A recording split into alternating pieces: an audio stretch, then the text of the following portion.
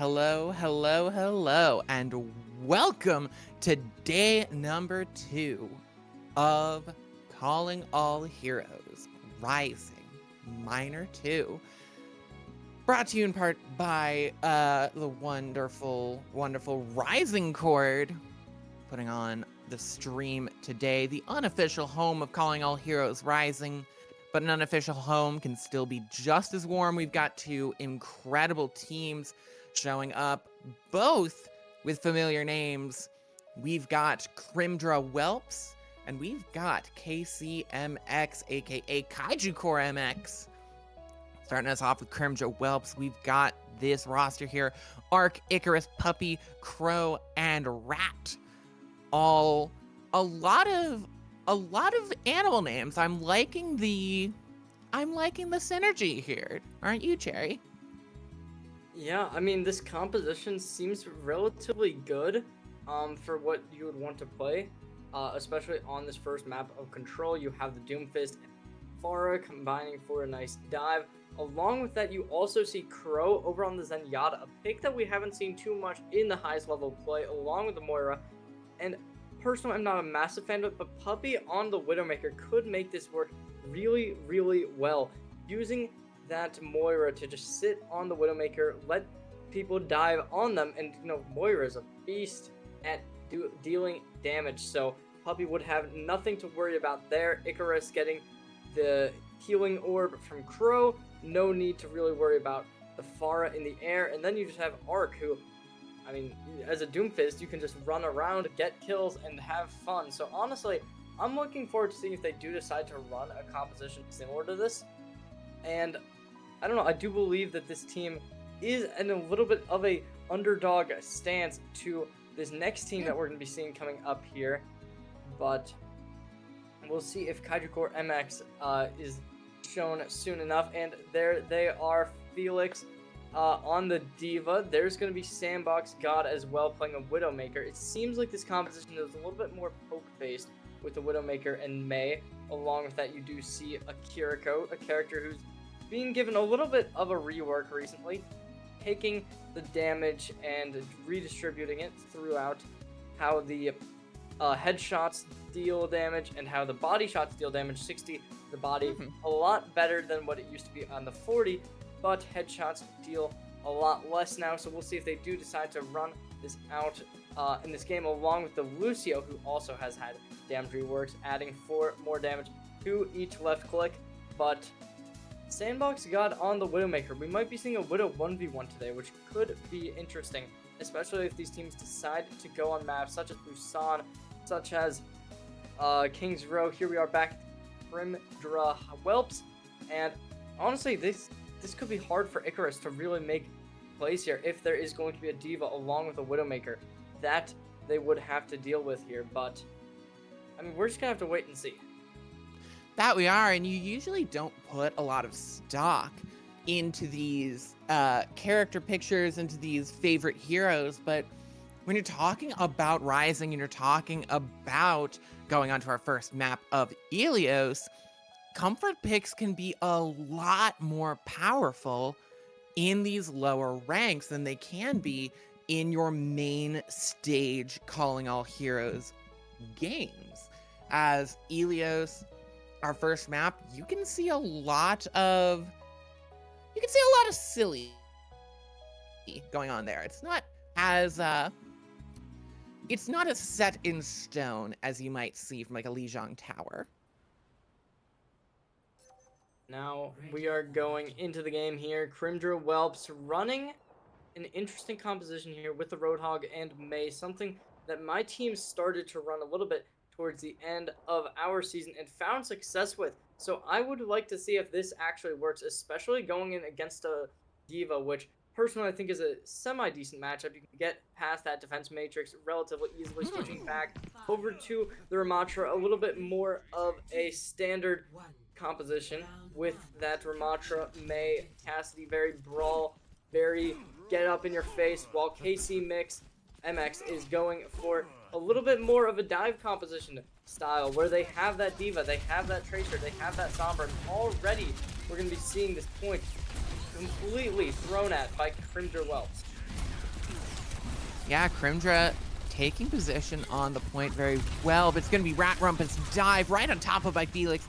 And there's that opening pick. And Kaiju Car going to be rushing in. Sandbox God now on the flank looking for a pick, but is going to get frozen up and taken down by Crimdra, Whelps, and Puffy. He's going to get traded out by Hollow. Tangerine with a great headshot. Keep Kaiju Core in the fight and seal the deal to tap the point. Fantastic showing from KCMX here. Sandbox God getting taken down early. Didn't matter because KCMX shutting down Crimdra Whelps. And now, going into this next fight here, it could be just a KC hold since already Arkinspire at a pretty low HP line, but there is going to be heals coming through. Ooh. Sadfire, though, already shut down. Oh, but Icarus in trouble, gonna get taken down. That's a massive loss for Crimdra Whelps. That burst damage to the May cannot be overstated. But still, even 4v4 for Crimdra, and they lose too. Sandbox God just landing the double kill. A great play, and now looking for more, gonna hack up the health pack and put the damage onto Arkinspire.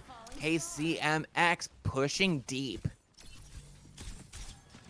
Yeah, already it seems like Crimdra Whelps don't have an answer, and maybe a compositional switch will be in order to really be able to come back here with Sandbox God confident enough to sit in the spawn of KCMX. However, Tangerine trying to play a little bit of poke onto the opposite side, and there's going to be the Kitsune Rush to start off the next fight. Yeah, big go button. It's going to be Rat Rumpus finding themselves picked off early. Icarus gone, and Kaiju Core just using that Kitsune Rush to maximum efficiency, even putting the hurt onto Arkinspire, taking them down before they can get into spawn. You know, I really like KCMX here. They're just pushing through, not really worried about their backline whatsoever, since their backline doesn't really exist. Since you have Hollow can't aim, just completely running it up with Sadfire. Tangerine is the only player on the team that could be even considered that, and already a massive showing from KCMX. Triple kill EMP, and 3 down Blizzard thrown in for Icarus, but just can't find anyone. Crimdra trying to push through with the Annihilation, but with no one on the point, it's 100-0 for Kaiju Core. Yeah, the only time it even looked like Kaiju Core might have been in a losing spot was at the very start of the round when Sandbox God was taken down early. But even then, it was Icarus shut down, and there was no backline sustain to really help Crimdra Whelps just come back. And as of now, I think that especially since that is probably the most brawl heavy map in this pool of Ilios, it's not going to be very good for Crimdra Whelps to really be able to make a comeback here, but it does seem like they're going to be diving even more into this brawl-esque composition, switching over from the Kiriko to the Baptiste, and a Roadhog coming out. Looks like the Roadhog and Junkrat is here, and Sadfire taken down. Maybe this is what was needed, but never mind. Oh wait, no, there's gonna be Sandbox God also taken down. It's an even trade though, 3v3 on the point. Oh, it's a massive anti-nade. Tangerine finds all 3 remaining members of Crimdra and absolutely seals the deal. But Hollow, it's the Roadhog staying on the point, but can't stay for long arc. And what a hero play from the Ana. KCMX putting in the work here. Already Felix building up to that ult, getting back in the mech. Oh, that wasn't even the mech. That was the actual Diva Bomb. I think. I'm not totally sure about that. I don't think so. Sadfire in the back lines here, pushing in. Oh, looking for and Crow. There's going to be the first. Massive one clip onto Crow. Crow is actually low there, and Icarus goes down. Crimdra just can't get staged. Kaiju Core really holding sway. All can't aim, looking to set up for a boop off the map, but the only thing that is going to be found is a empty room until the entire team comes in, and never mind, there's gonna be a need. Oh, it doesn't find any. Oh, already. It Hollow seems like Casey might be playing losing the this. Hollow playing with fire. There goes the. I thought that was a barraging fire. It was just the Calling All Heroes spray. As Crow gonna get taken down, Crimdra just can't find it. Sapphire going to looks like fall off the map, but oh, that first fight so sad. Yeah, it's disappointing to see since KCMX, it looks like they're losing players to start fights, but it doesn't seem like they're just able to go the whole way, and Crimdra Whelps is just falling apart. And honestly, I think right now we could see KCMX lose his first fight if these ults come out well, but Hollow can't aim, looking to still set up the Oh. It's not gonna happen though. Pulse Bomb takes out Rat Rumpus, and that's just it.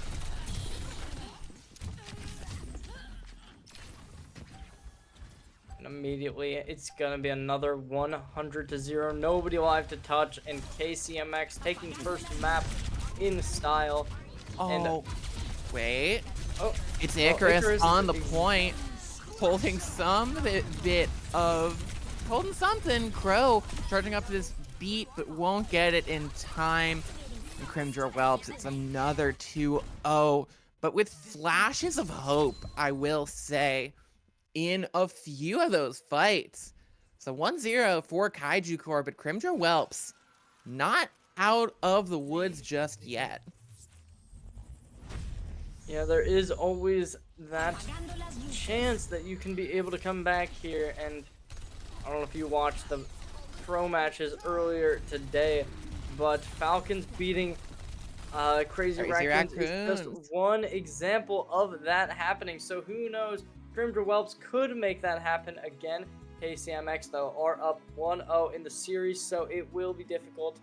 And I don't know, but next map, I believe we're going to be going to a hybrid, which could be better for Crimdra Whelps, deciding which map they will be going for. So if they decide to go for something a little bit more brawl, they could potentially be going into KCMX's dive composition and potentially beating it out. So we're just going to have to wait and see how they decide to go for that. I personally would like to see that Ramontra come out again, but the Hog did seem to find some value. Who knows? Either could be cool. Yeah, the Roadhog really did find a good amount of value for Crimdra Whelps. It was able to get a few Kaiju Core players out of position. It was able to really set them apart and allow Crimdra Whelps a really easy focus target to basically point to that one person and say, they are, like, we hooked them, kill them, kill them, kill them, kill them.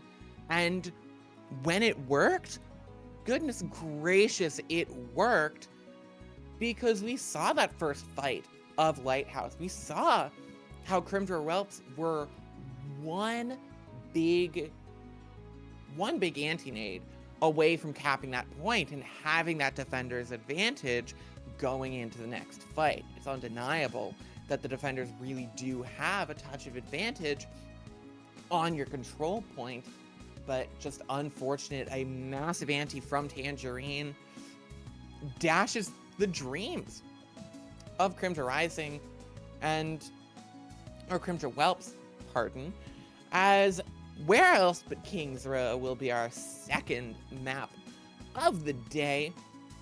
Bit of do or die for Crimdra Whelps, looking for their first map win on the tournament so far, and I do believe that they can do it. I am a believer in Crimdra Whelps. Yeah, I think that this was probably the best map to choose here, since there's not a lot of better maps that you can just run that brawl on first point and win. So we're gonna see if they're gonna go for the same composition, maybe pull out the Roadhog, but okay. Pulling out the Sigma is definitely not what I expected, but I do really like what we're seeing from Crimdra Whelps here, but they will be switching over to the Life Weaver. Unfortunately, we do not They are get in to see spawn. Juno. They are in spawn, so they could be trolling. Kaiju Core MX, though, do not have the luxury of trolling. They are going to be rolling out first. And they're rolling out on this Ramontra Ashe composition. Now, surprising me on the Ashe composition there, because Ash was the recipient of some nerfs recently. This is what we're talking about with the comfort picks as the doors open on the Crimdra Whelp spawn. Yeah, I totally thought because the name of the team was blue that they were going to be on the defense, but that was not the case. But they are going to be still going with the same composition. I really like the Reaper coming out. I really like the Widow going for some early picks. Unfortunately, Oh. nobody is going to engage with the Widowmaker. Nobody is going to disrespect that. Woo! But Icarus already shut down by Sandbox God on the Tracer pick, and there's going to be Crow as well. Absolutely nasty play off the Tracer. Right now, though, I just don't see a way for KCMX to really lose this without a nice shot from that Ashe. But Puppy, I mean, you need to be taking some fast shots, getting a nice headshot in, but I don't know how they're really going to do that when all of KCMX is just playing so far back and playing for cover, and already Arkinspire trying to go for a flank, which is an interesting play, but it doesn't seem to be working. Yeah, Sandbox God gonna get taken down, and Arkinspire just in trouble. Going to get taken out by this Ramatra. The Ravenous Vortex just eating them alive. Arkinspire having a decent idea coming into that fight of going into the room and then just pushing out into the defender's side spawn. Unfortunately, did not work, and now Crimdra Whelp switching over to Doomfist, switching over to that Junkrat, which I don't love personally. I think that the Reaper was a fantastic swap into this, but a nice pulse bomb. The stick from Sandbox and taking out Crow, just running through the entire back line of Crimdra Whelp. Sandbox God living up to the name. Yeah, unfortunately, despite swapping over to the Junkrat, there wasn't a lot of value totally found. However, Icarus is still in the backline, so Sadfire needs to be careful and watch out for a flanking rat. Unfortunately for KCMX, nobody really had the foresight, and Arkinspire already finding the first pick. Finding that first pick is important. Crow gonna take out Sandbox God as well in the neutral as well. Tangerine in some trouble, has to throw out the Immortality Field for selfish reasons, but are they gonna be able to escape? No, Crow gonna get taken down, and that's not looking good. But there go the reinforcements for Kaiju Core, and Crimdra Whelps breathe life into this match, as there goes the Tracer trying to contest just a hair more, eventually having to just blink away life into the match. Yeah, fantastic showing from Crimdra Whelps. Arkinspire able to find the opening pick there.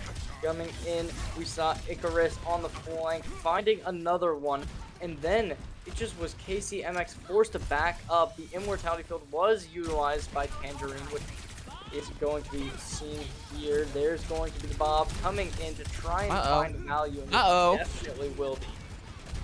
Yeah, that's 2 picks already. Puppy gone, and now it's just gonna be Kaiju Core rushing back in. Sadfire putting in work here with a headshot to shut down Crow. We're going to be seeing 5 ultimates coming out from the Crimdra Whelps against 4 from KCMX. So if Crimdra Whelps wants to win this fight, they might need to dump all 5 into it. However, they do have probably what would be considered weaker ults than what we see on side of KCMX, with that Annihilation up, with that Amplification Matrix up. That's going to cause a lot of damage. The stick from Sandbox God, that's just the fight. That's it. Yeah, Sandbox God going a little bit greedy potentially here, trying to find the way onto the Ashe, dropping the recall, and there's going to be KCMX continuing to put this game in a 4v5 at all times. And that's incredible out of the Tracer as Crimdra, it's Arkinspire getting completely staggered out. It's gonna be a full 10 seconds while Arkinspire waits to respawn. Crimdra Whelps with 1:45 left on the clock. They've got quite the work to do. Sadfire taking this high ground very, very well. Don't you think, Cherry? Yeah, I think that we're seeing Crimdra Whelps just really trying to play the low ground here, but I think that you gotta have that Doomfist on the height, and they do too. But unfortunately, with the Coach Gun, there's gonna be a nice knockback, forcing the Doomfist off the height, but Bro putting in the work, shutting down Sandbox God, and now Tangerine going to trade it out. Oh! It's not enough, and KCMX is still leading this game. KCMX really in the driver's seat as Sadfire just playing such an aggressive angle will eventually have to retreat. Yeah, but that retreat might be too little too late with Arc Inspire on the high ground. There's going to be the kill coming out, but it seems like the entire team has found that out. And right now, though, Arc Inspire definitely way too aggressively. It seems like KCMX is taking advantage whatsoever. No, KCMX has to use the beat, has to use the Annihilation. Too big, ult's thrown out, but Icarus going to fall to the Annihilation. Hollow, though, traded out. Felix down. It's 3v3 on this cart. But there's a Tracer in the back line. Throws out the Pulse Bomb, but can't find the Ana. But gonna find a right hook, courtesy of Arc. Yeah, a nice fight won. Crimdra Whelps going in for even more here. A lot better than what we saw on map number 1 from Crimdra Whelps. Swapping over Icarus now on the Sombra here. We'll see whether or not it's going to work better for their favor here. Obviously, Sapphire might have a little bit of a weakness into that, and the Bob could get, theoretically here, but there's going to be both Bob out from Rally as well. Yeah, it's a big hack onto the Bob, just completely shutting down that ultimate from manual hack off from Icarus. Tangerine's Immortality Field thrown out and taken down. Rat Rumpus in some trouble. Crow both going to go down. And with the supports gone, Crimdra Whelps cannot push anymore. 98.75 meters. It's defensible, but it's going to be a big ask for the Whelps. Yeah, I still think that this is more than winnable for Crimdra Whelps. They've shown that they can win fights. They've shown that they have this as a possibility. And if they're just able to make this next win happen, they could go to map 3 and win the whole thing. Now, Yeah. personally, I just think that this is kind of a bad matchup for Crimdra Whelps. They seem to like playing farther in the front lines. And when they're running these Junkrat or Reaper or anything like that, maybe even the Ashe you could consider, it just doesn't seem to work into a composition like what we see from KCMX, where they just play so aggressively with a Tracer or a Sombra or anything like that, that Crimdra, well, just cannot handle it. And okay, swapping over to the Bastion Reaper, this could be good to take down KCMX, but they are going to be running a full-on poke composition here with the Ashe, with the Widow, and even the Winston could just be used in the backline still. Yeah, the Winston's really gonna struggle jumping into this front line of Crimdra Whelps with the Junker Queen, with 2 shotguns, with the Bastion, with the Brig. You're gonna get whip-shotted and burst down, my friend. Going on to the Diva is definitely gonna be smarter, but Dive is gonna struggle, especially with this Bat Brig on the high ground. KCMX gonna have to be careful as the dynamite goes out. That's a massive dynamite out of Sapphire, but they're gonna give their life for it as Puppy hitting them with the grenade. Hollow wall riding around, a bit over aggressive, but barely staying alive. It's now Puppy just using the wheels, and you can't even peek that, not even Felix. Listen, gonna try it. Now there goes the dive. Crow gonna be the first to fall, leaving Rat Rumpus in some trouble without their support. Puppy goes down, and the rest of the Crimdra Whelps soon to follow. Rat Rumpus in the end, one of the last ones up, and the Crimdra Whelps will have to be defending on the streets. Crimdra Whelps, they have been defeated on the first point of the map. KCMX. The ults are coming up as well so far. Icarus swapping over to the Sombra, completely resetting that ultimate achievement. And now you're only at 17% compared to what everyone on KCMX is at. 77, 99. There's going to be the ult coming in. Hollow can't aim though. Ro really taking advantage of KCMX right now. And now a 4v5 is incoming here. We're going to be seeing whether or not, because this is the fight you kind of have to win, because if you let KCMX push through here, you're not going to be able to stop them. No, you aren't. And for Crimson Wealth, you do have this window that you can use early. If your Baptiste survives that long, oh, probably gonna fall, and Rat Rumpus now in some trouble. The Immortality Field taken out, and the window will go unused as the Diva just rampaging through the back line of Crimdra Whelps. That's gonna be what could just decide the game right here. We're going to be seeing a Rampage available. Along with that, an Amplification Matrix is going to become online. However, comparing that to what we see from KCMX, where almost all 4 of their ults are going to be coming through here. Icarus going to be in the back lines, but that's probably not going to be enough to really contest with everything being shown here. Icarus taking that first hack though. Whoa. It's an early window out of Rat Rumpus, and there goes the Kitsune Rush for Kaiju Core. Sandbox got in some trouble, but a great dive onto Puppey means that card's gonna keep on rolling, and Kaiju Core will take it 2-0 off of some incredible all-around team play. I mean, that Ashe, the Kiriko, every single member of this team popped off in some way, somehow. These Tracer Pulse Bombs, incredible stuff. And Crimdra Whelps, you know, struggled a lot, but we saw a lot of good teams. We saw a lot of good play. We saw a lot of individual pop-offs. So definitely keeping their heads high after this game going into day 2. There's a lot more Overwatch to play and a lot more stuff to do, don't you think?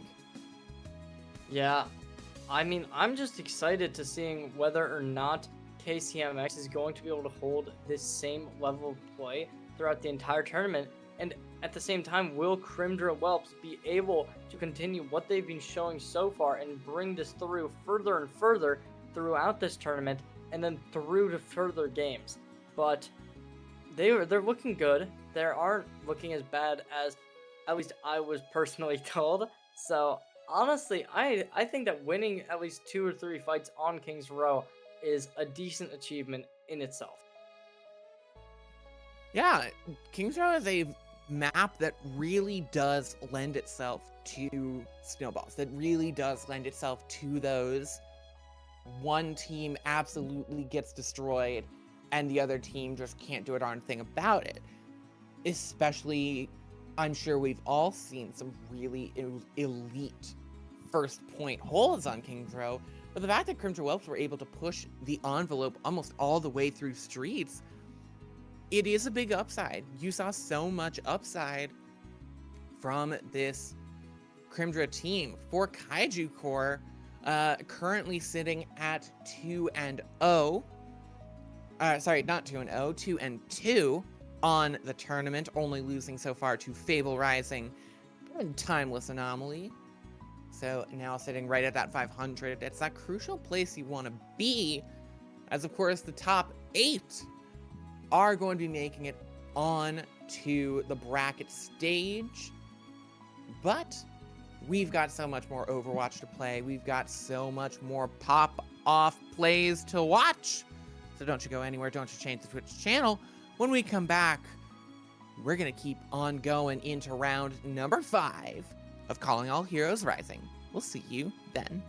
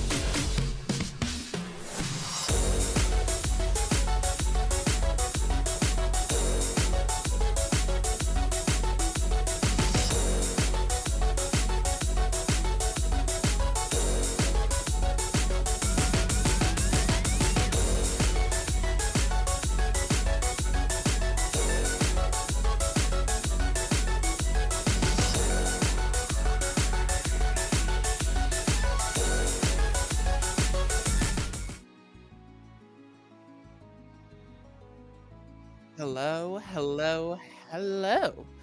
Welcome back. Sadly, we do not have some more incredible Calling All Heroes Rising Overwatch action for you. Instead, what we've got is a special little treat. We've got a longer break between rounds coming up because we had a bit of a quicker match on stream.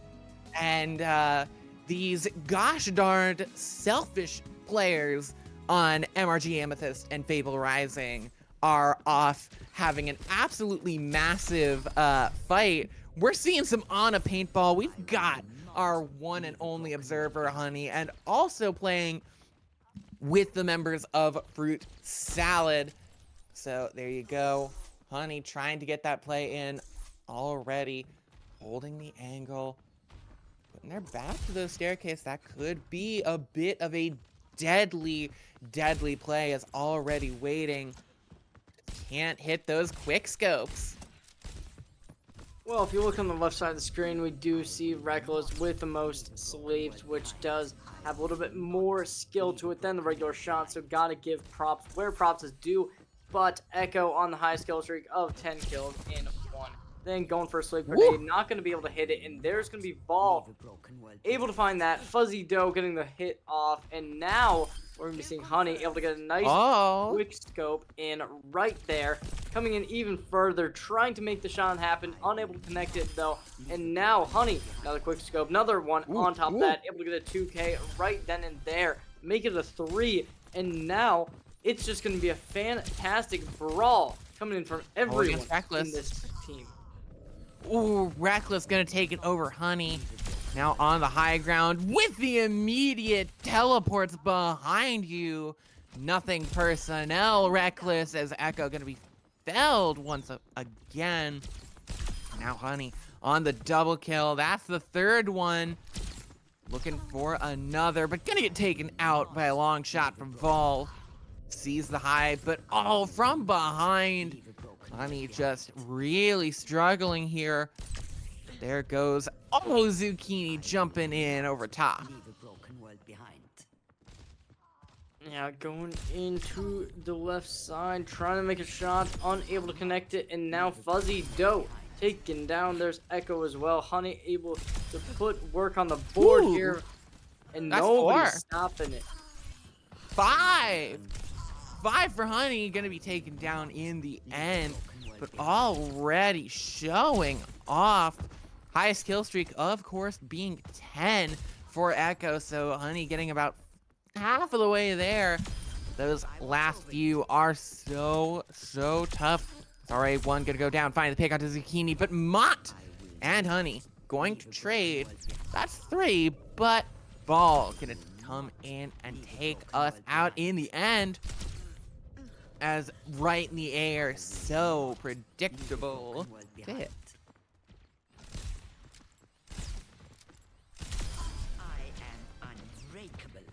Good pick onto Zucchini. Oh, a nice punch there to end off Ow. that streak of Woo. luck.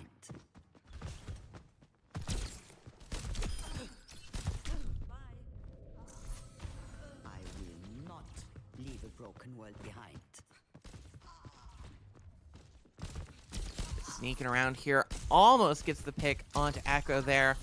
But in the end, it's going to be Vol hitting the sleep dart. Vol with 23 of those hits, but Honey does get the revenge, but taken out with Vol on another sleep dart. Honey getting one, there's two. But Zucchini turns the corner and immediately takes them down. Honey lands one. Doing pretty well so far in terms of the KD. So far, Ghost Dragon leading that with 3, but Ghost Dragon a bit of a new competitor on the scene already. Ghost Dragon really topping out with 4. 5 for Ghost Dragon. Ghost Dragon really going wild on this early start. That's 7 for Ghost Dragon. Has Ghost Dragon even died yet? I don't think. Oh, it's Honey squaring off with Ghost Dragon, and there goes the pick to push down that KD to 4. Staying alive for pretty long, as there goes Echo facing off against Honey. Echo goes into the air, tries to sleep there, gets the melee. Immediate respawn. All right, now Honey taken down. There's going to be a respawn in order. Another player coming in close. Make it 2 on that jump pad. It's going to be difficult to really find the angle to make that shot happen. And now Honey moving over the left side of the map. There's going to be 2 people ready to fight. And now Ghost Dragon with a sleep nade taking down Honey. And Honey able to find 1, but it's not enough. And now Honey still not close to even being in that first place whatsoever, with the ball at 259, about to hit that 260 mark. And Ghost Dragon taken down though. Now Ghost Dragon's KD has fallen so far. Yeah, fair enough. 2.86. Starting to even out, but Ghost Dragon really showing off. It's a great pick in the air. Gonna get the pick onto Vol twice. Vol respawns and Mott respawns and will take out Honey. But the melee not close enough. Now another respawn coming into the courtyard, but gonna get taken down on the right. Jumping up to the high ground, but Ghost Dragon has the shot. In the end, can't hit the scope shot across the map. Oh, but it's Mott respawning right behind. Gonna hit that right immediately. Oh, Honey's trying. Looking for Reckless, but just going around. Finally does land the shots. Oh, and Badence landing that last one. Leave a broken world behind. I watch over you. I am unbreakable.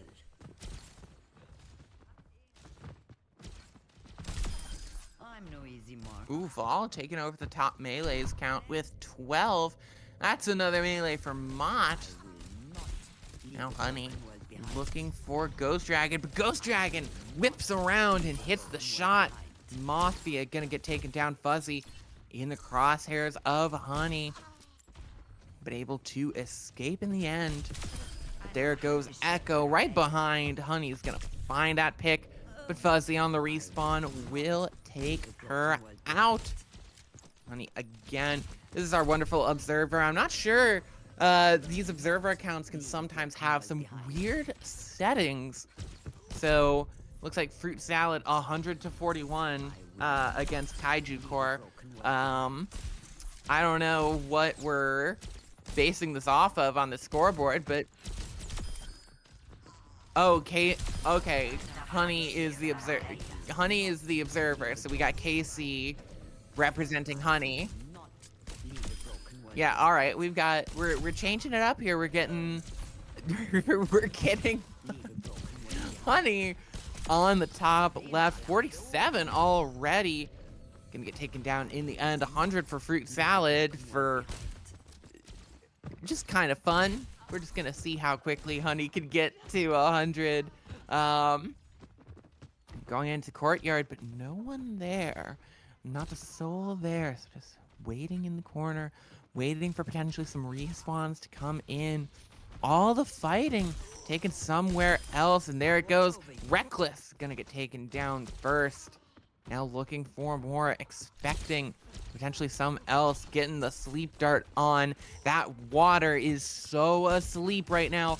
As there goes the respawn Echo. It's Vol gonna get taken down. And in the end, it's gonna be Mott taking down Honey in the end. Saccharin taken down. Honey now in 7th place. Looking for this duel, but it's gonna be the third party coming in. Boss gonna get taken down, but thankfully Saccharin will not fall to the third party.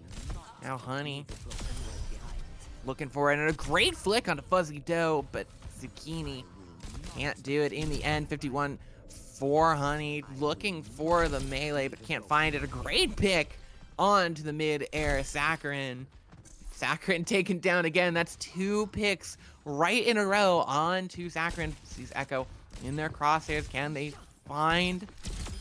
They find them. It's gonna be Drexen taken down, but not enough in the end. 7th out of I think some like 12 people in this lobby. Is his boy's gonna go down. 7th place for Honey. Reckless gonna get taken down. That's 56 for Honey. Looking for the sleep dart, but can't find a thing. Yeah, nice shot right there. Honey able to make that happen. 57 gonna get taken down though. And now Honey, we'll see where this respawn will take them. And that's a nice shot. Phoenix taken off the board. A sleep dart and a miss. Going in for more. Unable to get it. Trying to hit the punch. Not able to find anything off of it. And a nice shot. Missing though. And forcing out that punch. Going for even more. Overextending a little bit. But not going to be capitalized upon. Honey able to find 1. Find 2. Going for the 3rd. Not locking it in just yet. And now Honey shut it down. It's a little bit of a revenge kill. Honey unable to come back 2 deaths in a row, make it 3. Such a rough position to be in. Yeah, taking out Saccharin, but just can't keep living. As trying to hit a flick onto the left side, looking for that pick, but drop shot. In trouble, in a bit of a corner, but boys jumps in, and great shot from Honey. Still just playing in this corner, back against the wall. A lot of these shots are going to be very, very long. Echo respawns right in front of her face. Now looking for Mott. Echo and Mott. Just 3 people there, and couldn't hit the shots onto all of them. Leave a broken world behind.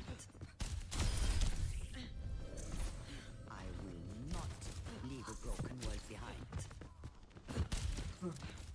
Yeah, now Honey really needing to come back here. Triple digits has been. I will not leave a broken world behind. The Eye of Horus watches over you. So we do have a note here from KC, from our observer, which is, quote, "If I didn't have 70 ping, I would be owning this," which there is a phrase, Casey, among artists, craftspeople, and the like. A bad workman blames his tools. So, sure, perhaps. Already climbing up to 6th place now, 73, 74 even, 75. Honey, absolutely popping off now. In a bit of trouble, keeping the back against the wall. Find the pick onto Saccharine, finds the pick onto Drexen, finds the pick onto Echo. Are we getting close to seeing the kill streak steal? But no, Echo still on top of that with 10, but a massive play. Rockets Honey up in kills, but going to lose the 1v1 to Phoenix. Gonna try again there, and will eventually win in the end. Looking for the jump pad. There's two people over there, just caught between a rock and a hard place. Is Honey now at 6th with 81 kills. A nice sleep coming in right there. Not gonna be able to hit it, and now Honey's still at 82. Trying to find another one. Missing the first shot. That is taken. Nice sleep dart to try and make something happen. Not going to be able to do it. Mafia taken down. There's a double kill. And a triple kill. 3 onto Mafia Moth. cannot contest. There's the 4 onto coming Moth. in. Finally, somebody here else, but it's not enough. Another fight coming through. Different people, though. And now, jump pad gets taken. There's Reckless. Taken down. 7. Skins as well. Will it be the new kill streak? 7. And the answer is going to be no. No, that was 7, but not enough. 89 for Honey. Now in the spot, but oh, it's Skins gonna find that pick. Sitting and waiting. What are we waiting for? The question of the day. Honey finds, oh, getting in close. Finds the melee onto Reckless. Jumping in behind, using cover. Finds the pick onto Mott. That's 2. 3 onto Vol. Now in the 1v1, but getting third party very effectively takes out Reckless. That's 4. That's 5 onto Drakeson. But Fuzzy Doe ruins the kill streak hopes. Getting closer and closer each time, but not able to beat this 10 kill streak. For Honey. Finds first pick onto Skins. It's immediately answered by a pick from Reckless. Phoenix 707, currently the highest KD with 1.67. I'm a bit surprised here. I'm feeling like Honey has been landing some really good picks. As there goes another one on to Phoenix, taking that KD to 1.65, taking out Skins. There goes the scope. 1 onto Reckless, 1 onto Mafia. That's 3. Reckless gone again, but Mott with the right hook. And now Honey trying to make a shot happen. Not going to just yet. But there's going to be 2 people trading it out. Not going to let either one get the kill for free. So, will this be possible to really come back from it? That's going to be what we're going to be seeing just a little bit here. Vol able to find that first nice opening. However, it's not going to really be unpunished. Big melee onto Mafia. That's going to be 3 for the kill streak. 4 with pick onto Echo. Now diving out into this courtyard looking for the scope shot, but can't flick over in time. Sees Vol, finds 4 onto Vol, and that's going to be the elimination by Echo. Looking for the answer, but Echo going to land the second. Finds the first onto Phoenix. 112. Now for Honey, going to get taken down by the sleep dart from Saccharine. 5th place and climbing is Honey. Does have that 80 ping as previously mentioned, that without the 80 ping, apparently she'd be dominating. But with the 80 ping, with those ankle weights, can she still do it?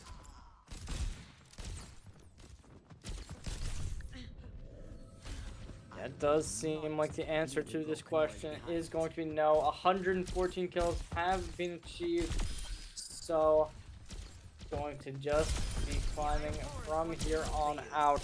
Honey going for a sleep dart, unable to hit it. There's going to be the next one. Saccharine not checking their corners. Honey will be in finding a little bit of an angle, not able to make the shots connect just yet, but going back around, able to find Rust Ghost on the flank, and now That's 6. going in for even 7. more. That's There's 8. another That's going 9. for even more. 1 more, and we've tied the kill streak. That's 10. Honey with the highest kill streak. Can we set the record? Just takes it to 10, but it is the highest kill streak. Honey with 10. 125 kills currently, now 126 on 5, but there it goes. Honey showing up and showing off, taking the kill streak record. Leave a broken world behind. I will not leave a Right broken now, world it's going behind. to be even more trying to make that kill streak go even further here, but unable to find the shots. Reckless I will not getting even more kills onto Honey, and now not leave it's a gonna be broken world difficult. behind. You're in a little bit of a soft spot, unable to find anything, but there's Vol shut down. No wonder I can't retire. And now just waiting on this elevated high ground, finds the pick onto Fuzzy Doe.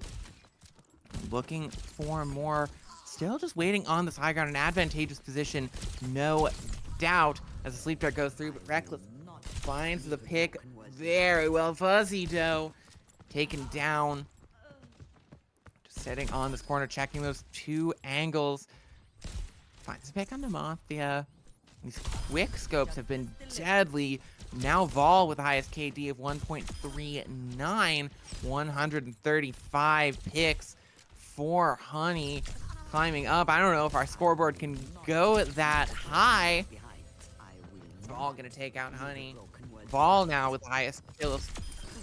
Fair point, 100, the highest score that you can get on this scoreboard plugin. We'll have to fix that for version 2.0, but in the end, you know, when are you ever going past 100 points on any Overwatch map? Either way, Honey just in this corner again that has brought so much success. Now moving out to the courtyard in search of new fight. I will not leave a broken world behind. I will not. Right now, we're leave a just broken seeing world behind. massive collaboration, and it's just going to be Honey trying to find even more, but everyone running away, not letting Honey find any more kills. There's going to be a punch, finding the kill. I will Honey not able to get leave a anything. broken world behind. No, not able to get a thing. Now back in that corner. One flick onto Saccharin. 140 for Honey, still sitting in 5th place. But climbing, ever climbing, is Honey. 144 the streak. It's 5 now. Looking to be potentially notable. Looking to beat that record. That's 6. On to Reckless. 7 for Turkish Radar. 4 before the record break. Drakeson is 3. Fuzzy going to get the kill, ending it with 8. A great hit onto Mont Saccharin, though, going to bring us down. Turkish Radar, currently the highest KD with 1.5. Mafia, most melees with 45. And Reckless, most sleeps with 32. Vol really hitting those no-skips with 105. Really good accuracy out of Echo with 49. Turkish Radar and Mont both going to go down. Honey now hitting a bit of a stride, especially in this location. We've seen so much success from it before. Hits Miss Penguin. Hits Turkish Radar. Takes out Saccharin as well. Looking for even more. Saccharin again going to get taken down. This is a deadly spot to sit in. Mont going to get taken down, but Turkish Radar finds the kill in the end. And it looks like we have had our last map. We have had our last match finished. It is Fable Rising taking it 2-1 over MRG Amethyst in an incredibly close match, ending on that Junkertown. MRG Amethyst will fall to 1-3, and Fable Rising will rise to 3-1, with Honey currently sitting at 5th place, only about 20 behind Echo. Very impressive, all things considered. So now we're going to be going to a quick break while we wait for the next round to be fully sorted, but we'll be right back as soon as that comes out. And it looks like we just got it sorted out, so we'll be back very shortly. So we'll see you in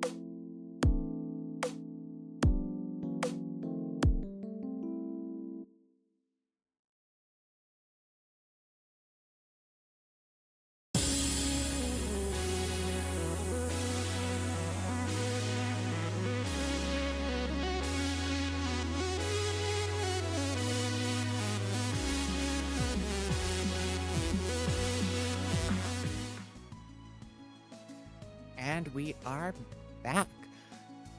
Welcome to round number 5 of Calling All Heroes. Yep. Sorry, I just got yelled at for being correct. But either way, welcome to round 5 of Calling All Heroes Minor 2. We've got Acheronda versus greater than :3. Hopping into it now.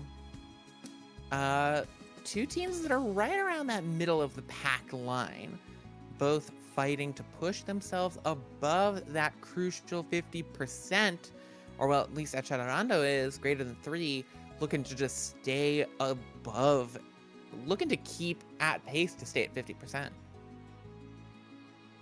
Yeah, both these teams looking to win this match. It does mean a lot for standings wise.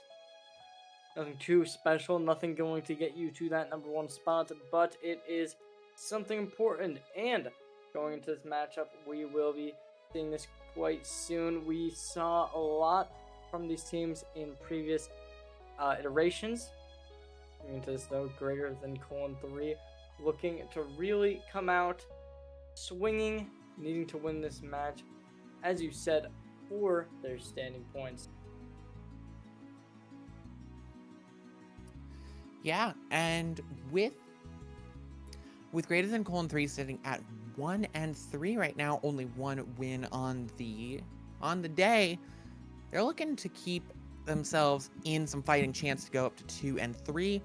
Meanwhile, Acelerando at 2-2, looking to push themselves to 3-2, which will most likely sit them down at probably more than enough to get them to the bracket stage. Going forward, greater than colon 3, we've actually seen a few of these players, specifically Saccharin, in greater than colon 3 in that on a paintball we had during the middle. We've got Hyuka, Saccharin, Toxtricity. Then you've got Taniopagy. Taniopagia, Vengeful, Weenie High, and Queenie on the bench. Those two. So you have a lot of names that you might recognize in the Rising scene.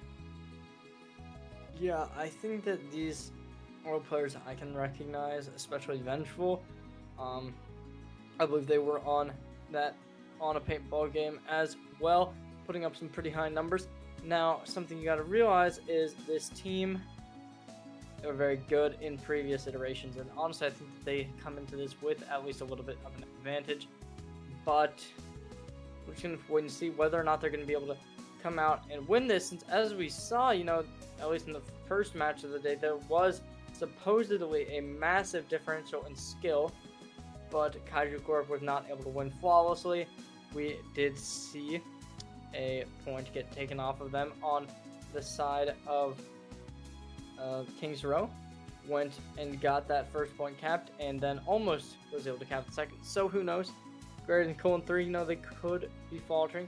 So we're just gonna have to wait and see, because honestly, I have no clue. Both these teams could really do whatever they want. That they could. Meanwhile, on the other side, at Celerando, you've got Maddie and CC on the DPS line. You got Hobbs and Ali on the support. And you've got Zoe. Now, Zoe has said in our production general chat that, quote, I'm playing ball at some point in this series. Get ready. So, I am very ready for this. So, I'm ready for the Wrecking Ball. Are you ready for the Wrecking Ball? I mean, I could see him coming out here, especially if they pick something like Lijiang Tower, something where there is definitely a place in the meta for a Wrecking Ball. Same thing with Busan, same thing with Ilios. All these maps definitely have chance for it. I think that Nepal is also probably one of the better maps to run that ball on, so we'll see whether or not they do opt in for any of these choices and go for a ball play. But running that, Lijiang Tower, first map, not too surprising. Garden, probably one of the best ball maps in the game, at least in my opinion, so we'll see whether or not they decide to go on the ball if they end up going to Garden there. Now, the Wrecking Ball definitely could be a strong pick on Lijiang. Of course, Lijiang Tower Control, our first map, is decided for all of the matches based on the round. Round 5 is going to be Lijiang, so any round 5 games you're going to be seeing are going to be Lijiang Tower.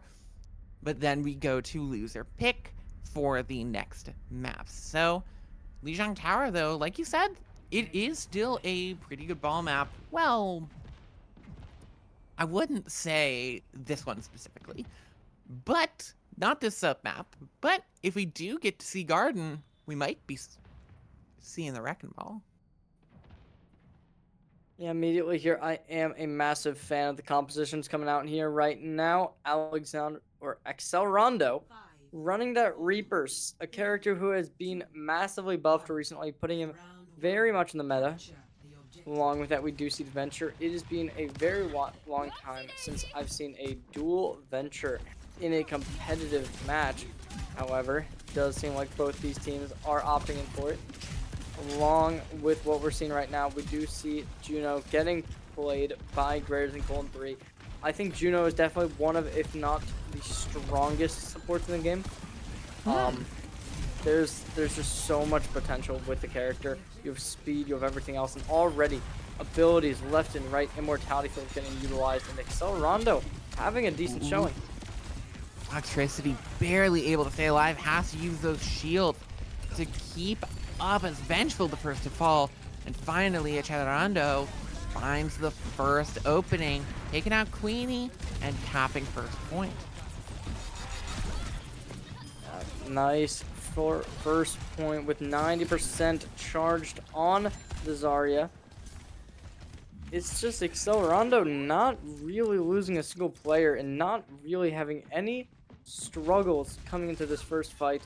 Now, something else, greater than Colon 3, they do not have any hit scan really, so if they do end up winning fight, swapping to Zafara or Echo could be a play that Rondo would want to make. And along with that, you know, they are just completely making this theirs. They swap off of the Ramatra from greater than Colon 3, and it's really just taking away from the shield, and now it's just Saccharin, the only one that's able to make these plays. Yeah, as Saccharin gonna take out two, throw the Riptire onto the point. It's just gonna blow up, but not too much in the way of damage. There goes the speed ring and the window. The window's going to, that grab just puts them all in front of the window. So it actually works out in greater than Colon 3's favor, forces them to use that window, and there you go. Yeah, definitely not the greatest right there, putting that ultimate right in front of the grab, putting that amplification matrix down probably was what allowed Rondo to win that, but unfortunately it's just not enough. Greater than Colon 3 with 3 ultimates on the board right now against Rondo, who does have a couple decent ones here, but already the dig sites being created and toxicity. That takes out 2 and still going. It's still pretty even, but Saccharin really helping out. And so he finds a pick on a Saccharin, and I don't think Toxtricity is going to be able to fight this full charge Zarya, though Zoe's going to get trapped up and taken down by Vengeful. So it might just be the trap from beyond as the Death Blossom goes in. Vengeful with a great pick to keep that Death Blossom from doing too much harm. Yeah, a lot of ults being popped in that fight right there from both sides. No DPS ults remaining. Going to be coming up on 2 supports very soon. However, with Coalescence available along the grab, greater than Colon 3 have another fight. Very much winnable here as long as you can be able to just take this first fight. Now there's going to be big ultimates incoming. Saccharin taking the tire, finding both supports, and it's everyone getting shut down. And I don't know if Rondo is going to have anyone to be able to touch in the next 5 seconds as they start rolling out, trying to get something there. Lucio looking to jump the point, but they do get a finger on it to start this OT, but no ults online for this team, so they're just pushing forward. Even pick, it's going to be Moodhoff taking one out. There goes the window from Eula. Going to take out Saccharin with a headshot. And Rondo finds the opening and just barely is able to get their hand in it. Toxtricity looking to just slam it down. Eula gonna take them out. That's massive. And Rondo takes an opening. Yeah, Rally Alley really being the MVP of that fight, able to get the touch in for Rondo, causing them to be able to win the fight. And now greater than Colon 3 in potentially what is last fight territory in either side's favor with no ultimates on the board for them. Accelerando able to pop the beat, able to pop the grab. They are definitely in a winning scenario here. 100% in a winning scenario. There goes the early grab, and it's gonna land onto 3, but there's just nothing there. RP player Maddie gonna land 2, and that will seal the deal, especially putting these players into the waves. That's all you can ask for is they do respawn, but I don't think there's gonna be any chance of them getting there in time as Accelerando takes first. Yeah, and they really just absolutely dominated. They didn't even need to pop the beat, and they still had ults coming up there with 90% on, I believe, 2 of them. So greater than colon 3 really do have a lot of work they need to put in here if they want to be able to take this next map, since it's not looking good for them. And I genuinely think that greater than colon 3, they have what it takes. They were having some very good fights, and if it wasn't for the Lucio getting onto the point in the last second available, then honestly, I think greater than colon 3 definitely could have won that round. And now, it's a new composition. It's a new idea coming in. We do not see the ball yet, despite this being the map that ball would be played on. However, we are going to be seeing both teams opting in for Symmetra.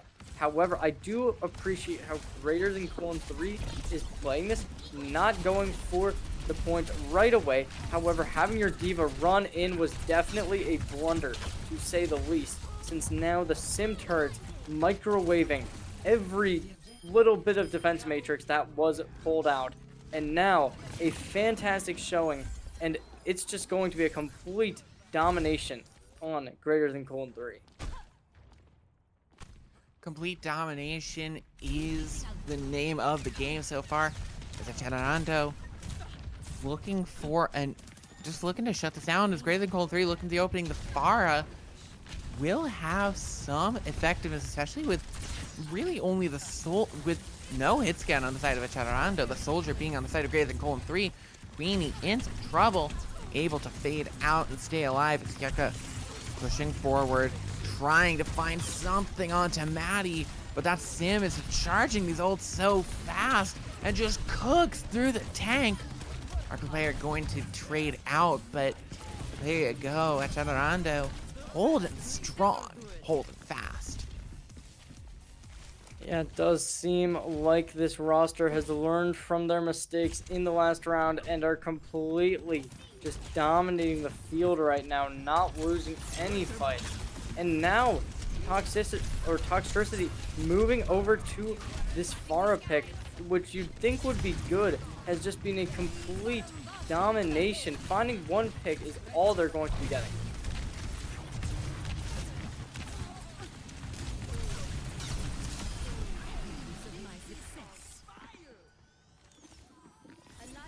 And after a fantastic team fight, it's going to be final fight territory for greater than colon 3, but with no ultimates on the board except for your support ult. You're going to be in a difficult scenario here. Obviously, we did see the amplification matrix and Symmetra wall being used there, dividing the site or the point into 2 lines. Now you're not going to be able to do that, but instead you have a grab. And if that's able to trap players, you could be in for a world of hurt. There's going to be every ultimate popped though, and with only Coalescence getting utilized, it's Accelerando with a very well, that was something. Sure oh, wait, was no, they lost something the is fight, not so it hot. didn't actually matter.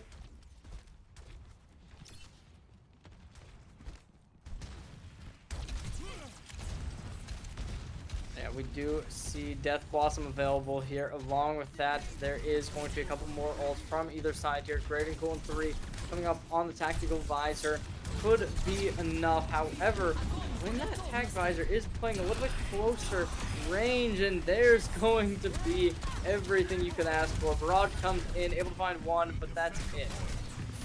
Yeah, and there goes the Graph Blossom, which finds multiple people inside it. We'll only get one pick, but it'll be enough for Accelerando to land it. And there's nothing that greater than colon 3 can do except fall into the river. No ball so far, but one map win for Acelerando.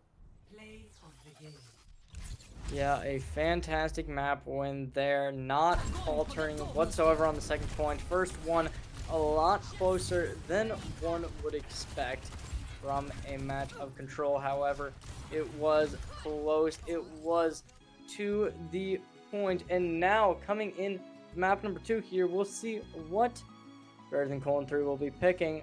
But honestly, if they pick something that Symmetra can be good on, I don't think they stand a chance. Yeah, our player Maddie was going absolutely ham on the Symmetra, on that pick the entirety of Garden. I'm very surprised we didn't see the Wrecking Ball in the end, but either way, Greater Than Colon 3 really struggled against the Symmetra. Even playing LaFara really couldn't get them much of anything because at some point they had to approach the point. They had to go into such a limited space. And LaFara can't really do that. She can only get that poke damage, and I struggled to see any kill conversions off the poke that Pharah was generating. Yeah, I'm looking forward to seeing how this is going to go forward. If that Pharah comes out again, will it have the same, not as much impact as you would want compared to a DPS that had some more impact like the Symmetra, since there was no hit scan to really counteract it, which I did mention earlier. And when you're running that Symmetra and that Reaper, obviously you do have a little bit of a long range ability in the right click from Symmetra, but that doesn't have that automatic hit, which I don't know how Greater Than Colon 3 were even like losing some of those fights, because they looked very winnable in almost all scenarios. However, they just were unable to close them out. And now, going into map number 2, this could be the point where they're able to find their footing. But honestly, I don't see it really happening. I think that Accelerando is looking way too powerful right now.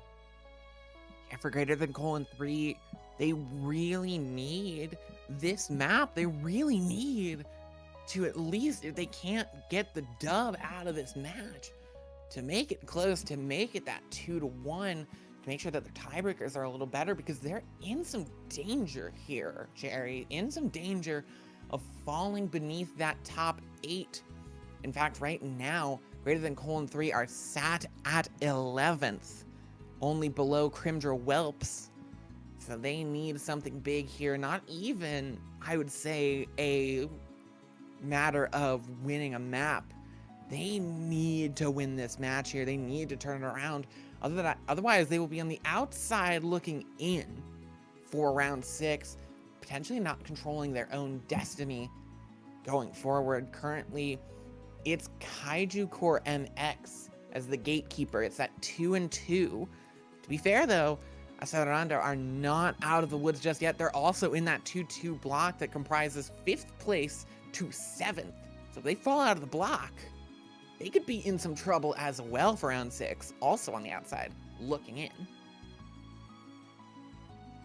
Yeah, I mean, it really is a difficult thing, and nerves are going to get to you here, but it is something that both these teams need to be able to work out, since you're going to have to deal with harder and harder opponents than what you are facing currently if you want to become the best. And I think everyone would agree that both these teams would like to become the best at some point. Yeah, and that's the best part of Calling All Heroes Rising, is watching these players grow. We've all seen the top 8 berth of what was your Timeless Ethereal, your Bun, Halo, X10 players from the main Calling All Heroes tournament, showing off how incredible they are. But also, we've seen players from the Calling All Heroes Rising circuit, the circuit that has been on and off for the first year of Calling All Heroes, start to rise up into that main tournament. To an extent, the Calling All Heroes Rising circuit into Calling All Heroes is probably the closest thing that we have in the Overwatch scene to remnants of Path to Pro, of the old Open Division Contenders Overwatch League circuit. As players start to rise up through the ranks, it might be slow, but there is development happening. And it's why the scene is so important. And it's why I'm proud to be a small, tiny, itty bitty little part of it. It's either way, Ashadorando and greater than :3 looking for a miracle. Both teams in some trouble in the standings.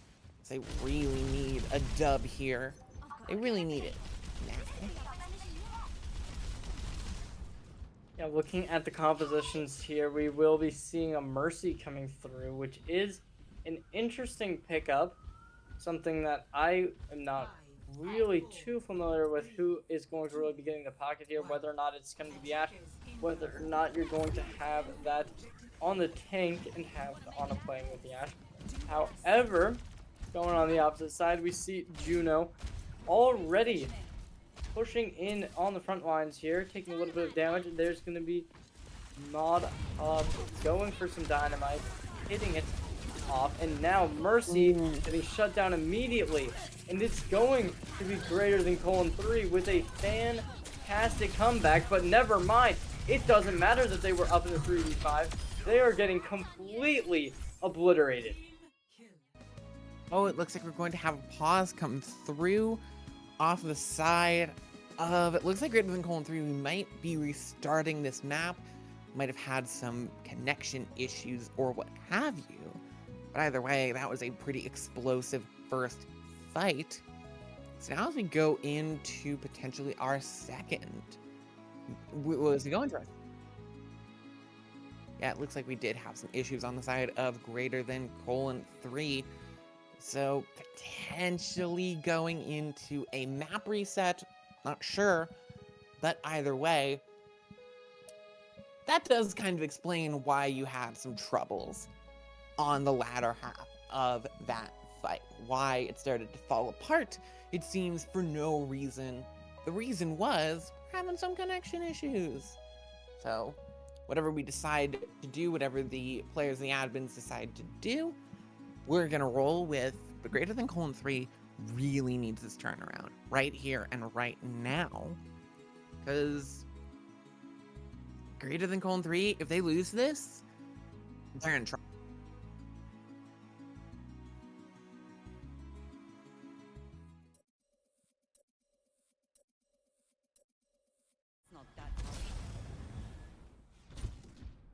Coming into the game here, we're going to be seeing a new turnaround here from... Oh, I guess they did not. They completely... I just went back in, did not reset the game whatsoever, which is surprising since it was only 10 seconds. But I guess they thought that they need to have a little bit of a punishment for having mouse issues. And now we're going to be seeing greater than :3 pushing in once more on the left side here. Already though, vengeful, shut down, and a massive. All right, I question the Mercy, but it is clearly something that is a much successful pick.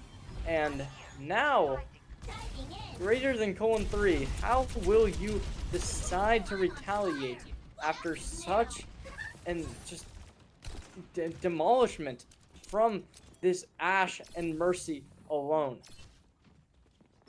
That's the question going into this next fight. 2 minutes and 15 seconds remaining, about halfway drained your time bank. Greater than :3 are no closer to any ults than really even the lowest player on Accelerando. Close to the Nano, close to the Valk, close to the Devo Bomb. He's now diving in, so he's just been so incredible on this Diva first hit. Going to go to greater than :3, but it just seems like a touch of a back cap and a bit of a, just a bit of, here you go, nice try. Right now we're seeing 1 minute 35 on the clock, 3 ultimates available against none. We will be seeing Vengeful popping up, and now nice pulse bomb right there.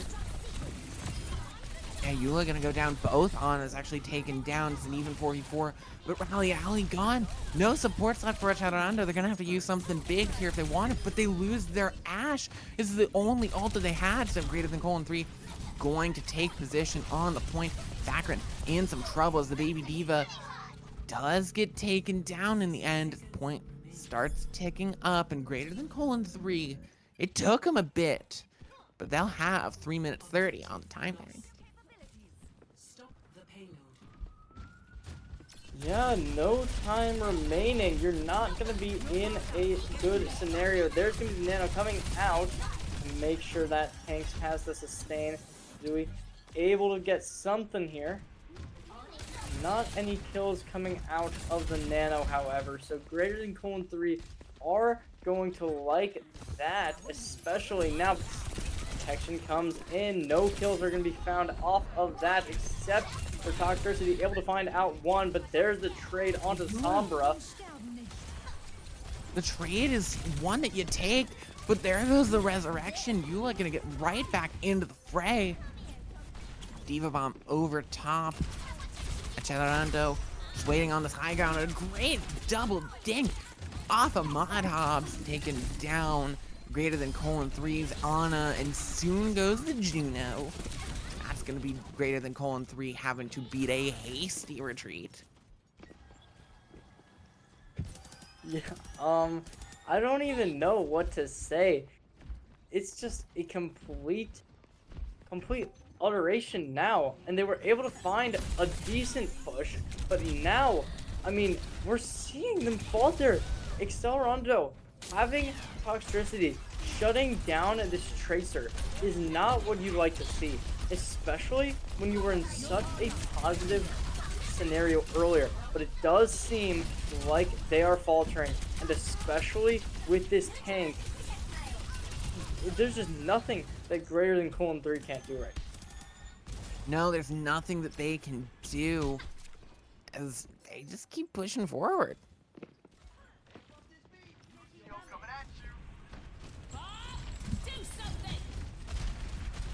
Bob comes out, but we will be seeing an anti-nade and a sleep dart.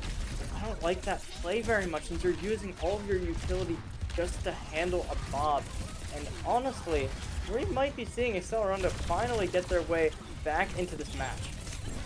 Now there goes the pulse one, gonna take out Vengeful, and Zoe finds the Ana. Great plays from Accelerando, finally getting this defense rolling.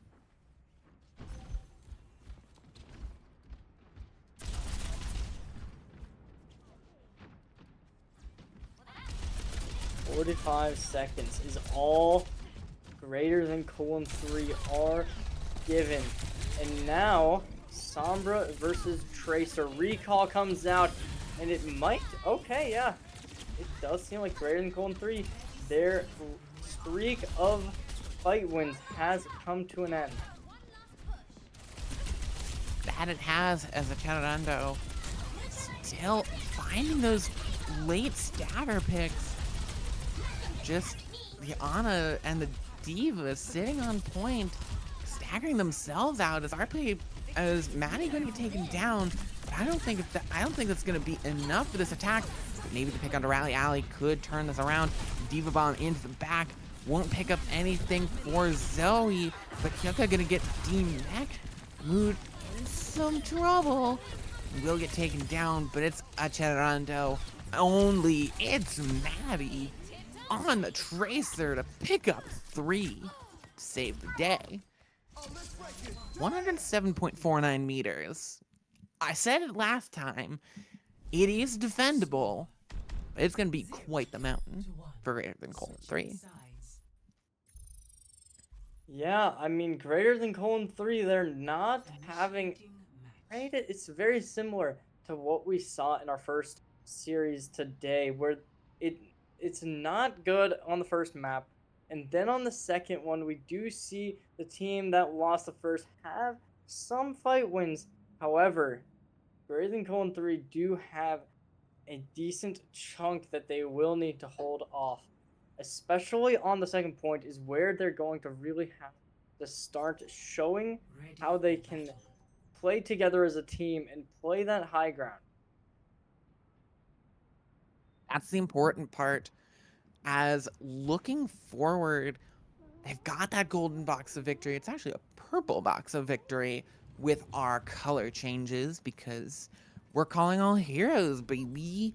And we see it. The one, the only. It's the Wrecking Ball out from Zoe at potentially the last moment.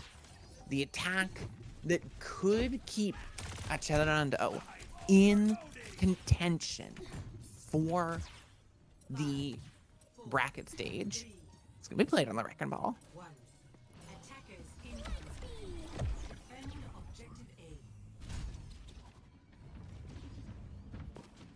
Yeah, and it does seem like going for the high ground already. This Tracer making plays.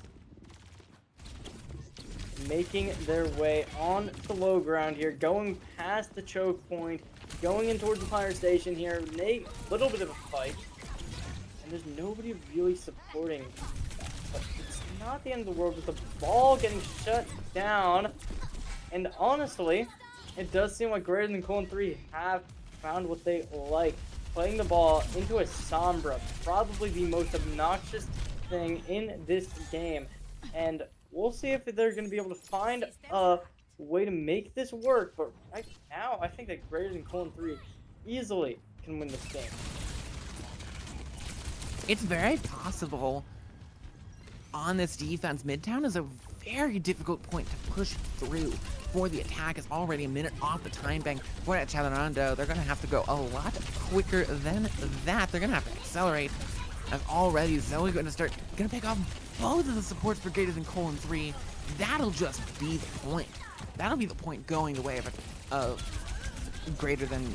Well, no, the turnaround though. Accelerando gonna get their Juno and their Lucio taken down. So it's a scrappy fight on the point. The Wrecking Ball still holding on. Yucca gonna get demeched. Pushing through. Ali taking out Toxicity. And the Lucio getting together with the Juno. Combining for 2. And in the end, Accelerando pulls a win out of the scraps. Yeah, a fantastic performance from the Wrecking Ball here. Going in, not allowing anybody to be safe. And now, it's just a fantastic self-destruct. Toxicity, though, making a comeback back onto the point. Hitting that double kill pulse bomb, but Eula on the Juno, landing 2, might have just created a big opening for Accelerando in a massive way.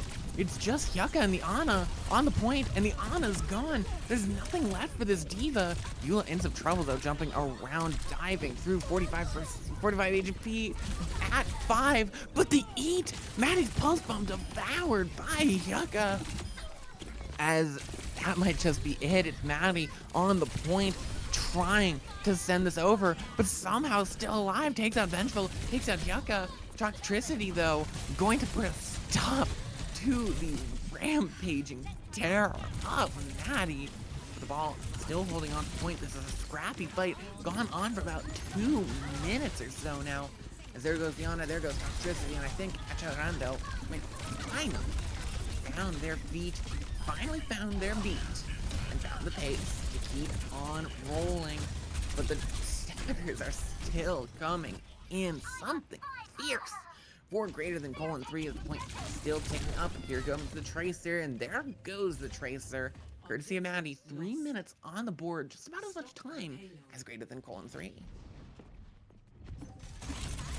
Yeah, 3 minutes is a decent time bank, but they will have to basically complete the entirety of the second point here, taking a little bit of an aggressive angle here. A hack has been found, and the tank of Accelerando shut down, which definitely is going to give a lot of free space to Greater Than Colon 3 to really push through and find their way into this series. That it will. As 4 ults on the side of Greater Than Colon 3 matched up by all 5 almost on the side of Accelerando, but Eula gonna get taken down early with an EMP orbital laser. As whoa though, Zoe in the backline going to land a pick onto the Ana, so an opening potentially for some quick respawn out of Accelerando. As Mod Hobbs gonna get taken down, will not be thrown into that wave, so big wave split coming out from Greater Than Colon 3. Yeah, it really does seem like Greater Than Colon 3, they're having a little bit of a struggle right now. Unfortunately, they were not ready for the Reaper to come out, and now Vengeful cut down Toxtricity, able to find the Nano Tracer. Toxtricity, though, just cannot stand up to this dive, as there goes the backline, and there goes the neighborhood. Of Accelerando finally getting themselves out of the rut they've placed themselves in, and really starting to roll forward. They have a big advantage going into this next fight. Oh, the chase? massive chase right there, but Asleep trying to make the pressure come, and it definitely will. Oh, goes in too deep. Zoe gets too greedy. Is gonna lose their mech and lose their life. So now their team down one tank is gonna lose the Reaper and just can't put out any damage when there's a Diva defense matrix in your face. Yeah, and now we're seeing a little bit of a comeback here, but 30 seconds. Final fight territory right here, right now. 2 ultimates on the side of Greater Than Colon 3, 2 ultimates on the side of Accelerando. How will this be played? We're seeing the flanking Diva coming out right about here. Self-destruct looking to be used, and honestly, I think if it gets used here, they could just win just off of that alone, but you might not want to now that you have the Nano. Wait, Maddie finds both supports, opens it up, and there goes a stick from Toxtricity, but will it be enough? Just one pick so far for Greater Than Colon 3. Diva Bomb into the backline, but nothing into the kill feed off of it for Greater Than Colon 3. They need it. The respawns coming in, those wave respawns, gonna be very crucial as Toxtricity goes down. Both Tracers gone. Diva Bomb into the back line. Death Blossom thrown in. Accelerando thrown in everything but the kitchen sink for this fight. They need it. As the time ticks down in OT, Accelerando take it. Eventually just wresting victory from what was quite a close map too. Yeah, I mean, Accelerando really struggled there. So now coming into like the next series, I don't know. I don't think there's a lot that can top what we saw today. I mean, it has been insane. One game after another. It really does look like both matches today have just been insanely close. And despite a decent chunk of these teams being in a lower than what you'd see in like a tier 2 match, they are playing out of their minds. We've seen insane sticks from both teams with pulse bombs. We've seen insane self-destructs. We've seen just absurd games from everyone here today. We've seen some incredibly insane play, and we're going to see even more insane plays. Thankfully, we were the last game up in this round, so we'll be getting that sorted out very, very quickly and hopping into the final round of the Swiss stage, round 6, where dreams are made, dreams are shattered, and all will be set for the bracket stage next weekend, so don't go anywhere. Don't change the Twitch channel, because we'll be right back in just a few moments.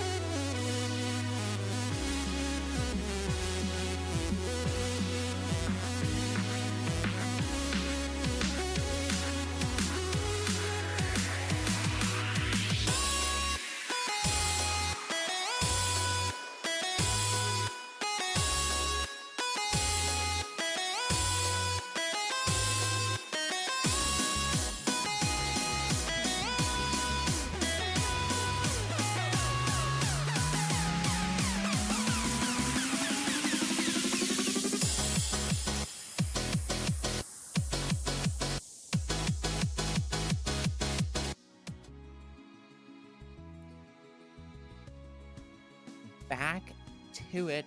We've got one match left, one round left in the Swiss stage, and it's an important one.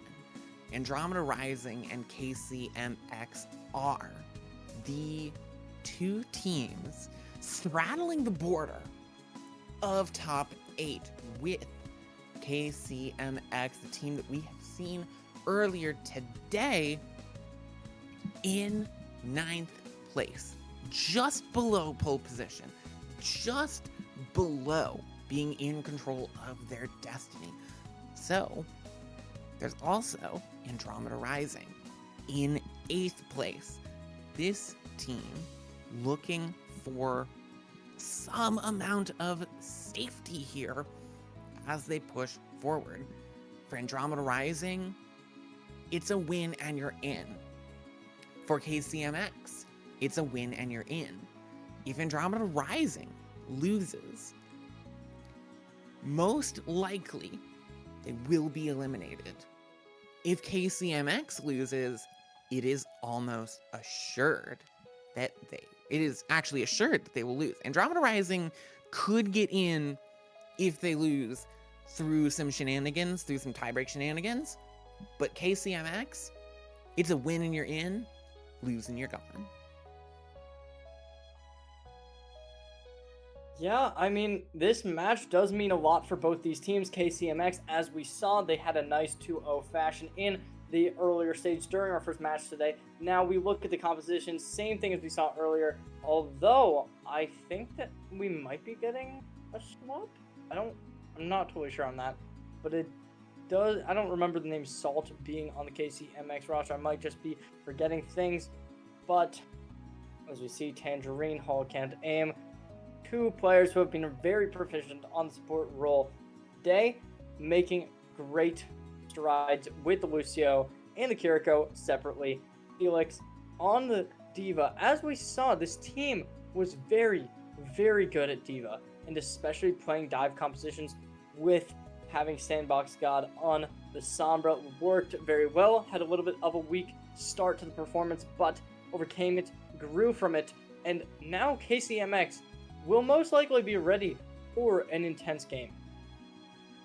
And both these teams warmed up as can be.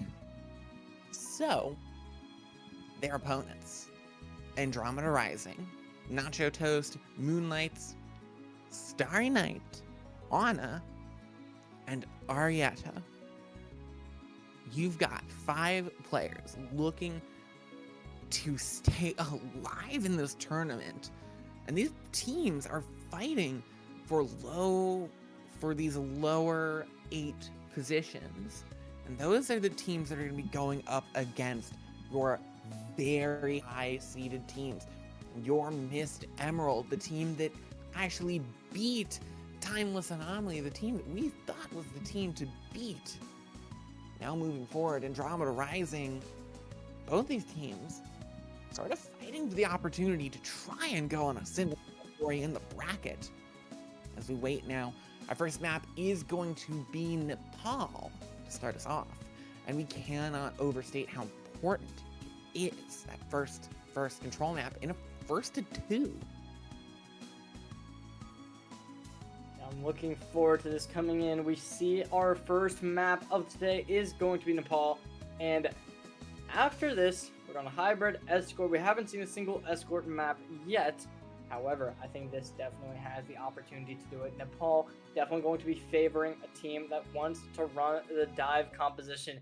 You go to a map like Temple, it's so good. We will not be starting there right now. This could definitely be a brawl from both these teams, but I still do expect to see the Diva come out, expect to see the Treasure come out, maybe we see the Sombra as well. All these characters really going to be proficient here, which is why I think KCMX definitely has a good composition for this. As we saw, Andromeda, they at least want people to think that they like to play a little bit of a poke, running to Widow, running to Hanzo. However, it does seem like we're going to be seeing a similar brawl as composition as we saw in matchup 2 with Reinhardt, with the Cassidy, and we see a Symmetra for the TPing out of spawn.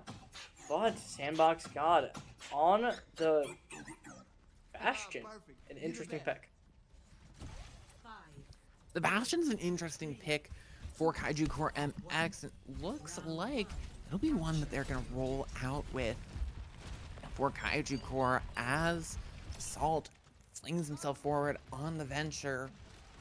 Andromeda going to take this lower route and start their position on point. Playing the Reinhardt, that does make sense. KCMX on a bit more of a poke as Salt goes in very aggressive.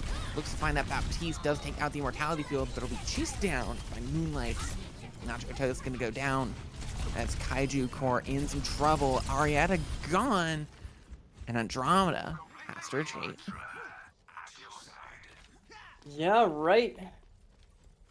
Right now, though, we still see the Symmetra being picked here, which is an interesting idea. Personally, it doesn't make a whole ton of sense to me. I assumed they were just going to do it off the gate, but it does seem like their plan is to lock down and border up around a building. However, Nacho Toast taking a lot of damage. There's the Immortality Field getting utilized, and already such low HP lines have been reached, but Moonlight able to find the opening pick, but they will not be capitalizing upon it until that TP comes out. And they're going to use the TP and jump right onto point Andromeda Rising, which, again, playing Ramatra is a smart pick. Already capping the point and just going to hold on to there with the Symmetra with the Ramatra. You're okay with sitting on the point and waiting for them to come to you so they can burst you down. Starry Night going to find the first pick for Andromeda. And now, just as soon as anyone comes in, like Salt, they take them down immediately. Once they're advantaged, they can TP right on top of them and hold this choke until they're done. Right now, Starry Night setting up the little bits of turrets that will be scattered around each choke point here. And now artillery fire coming in along. It's no pick, but Salt going to go down to the Deadeye. Scrappy fight on this point as KC certainly holding sway over the point. And just the Lucio trying to stall out for a little bit longer, but decisive picks to Kaiju. Yeah, right now it was an interesting amplification matrix countered out completely by Bastion's artillery fire coming through. Now coming into this next fight here, both teams looking to make this final fight happen. We see the teleport coming in immediately here, but it will be completely brought down by Felix, jumping up onto the high ground. And now we're going to be seeing Salt finding this ultimate coming through. With so many people gathered, it's going to be difficult to find value on. Response beat from Kaiju Core is going to set themselves up for a lot of aggression. Oh, Nacho Toast looking for the Baptiste, able to escape his Tangerine. A great Exo Boots to get them away. And now Nacho Toast looking for the Baptiste again, but with the Annihilation Purple, will find that pick in the end. And 88% being reached, make it 90, and it seems like KCMX will be finally brought down after getting that nice team fight with Sandbox God attempting to hold it forward. It was not enough. And now we are going to be going into last fight territory for both teams here. KCMX, they're coming at this with 3 ults compared to what seems to be none from Andromeda Rising. Right now, though, already it looks bad. But the opening pick on the Tangerine is massive. Not to mention Sandbox, Starry Night, charged up to full and just rolling through the DPS of Andromeda Rising. Now rolling out to that choke to try and stuff any attempt of touch from KCMX. Yeah, I mean, it does seem like we might be seeing one more fight coming out from KCMX. A little bit of a miscalculation on my part here. And now a lot of ults coming out. Felix about to get Starry. Nacho Toast getting taken down, and Starry gonna be Salt, gonna be burst down, but that's one pick, and Sandbox got already picking up 2, rolling through the backline of Andromeda as Kaiju Core roars to a great first start. And no touch in sight here. Nacho Toast attempting to come back with the Doomfist. It's not gonna happen. And now KCMX up 1-0, and this is where it matters though, because it was very close. Either team could have pulled through there, but it was unfortunately for Andromeda Rising not their map. Now coming on to Temple here, they're still running the Ramatra, but they are going to have this Symmetra, which I think is going to be a little bit more proficient than what we see from KCMX right now. Running the Bastion, running the Venture. Obviously, they are two characters that are very good and very proficient at taking down Symmetras, which are a little bit of a squishier target. But I guess they are going to be swapping off of the Symmetra this time and not opting in for it, which is a little bit odd. It is a little odd as now pushing through. Sal's going to be the first casualty. Kaiju Core now in some trouble. Looking to sweep this out 2-0. Tanger's Immortality Field calling the D-Mech onto Felix. And that's just going to be a quick sweep for Andromeda Rising. Holding sway with the Ramatra.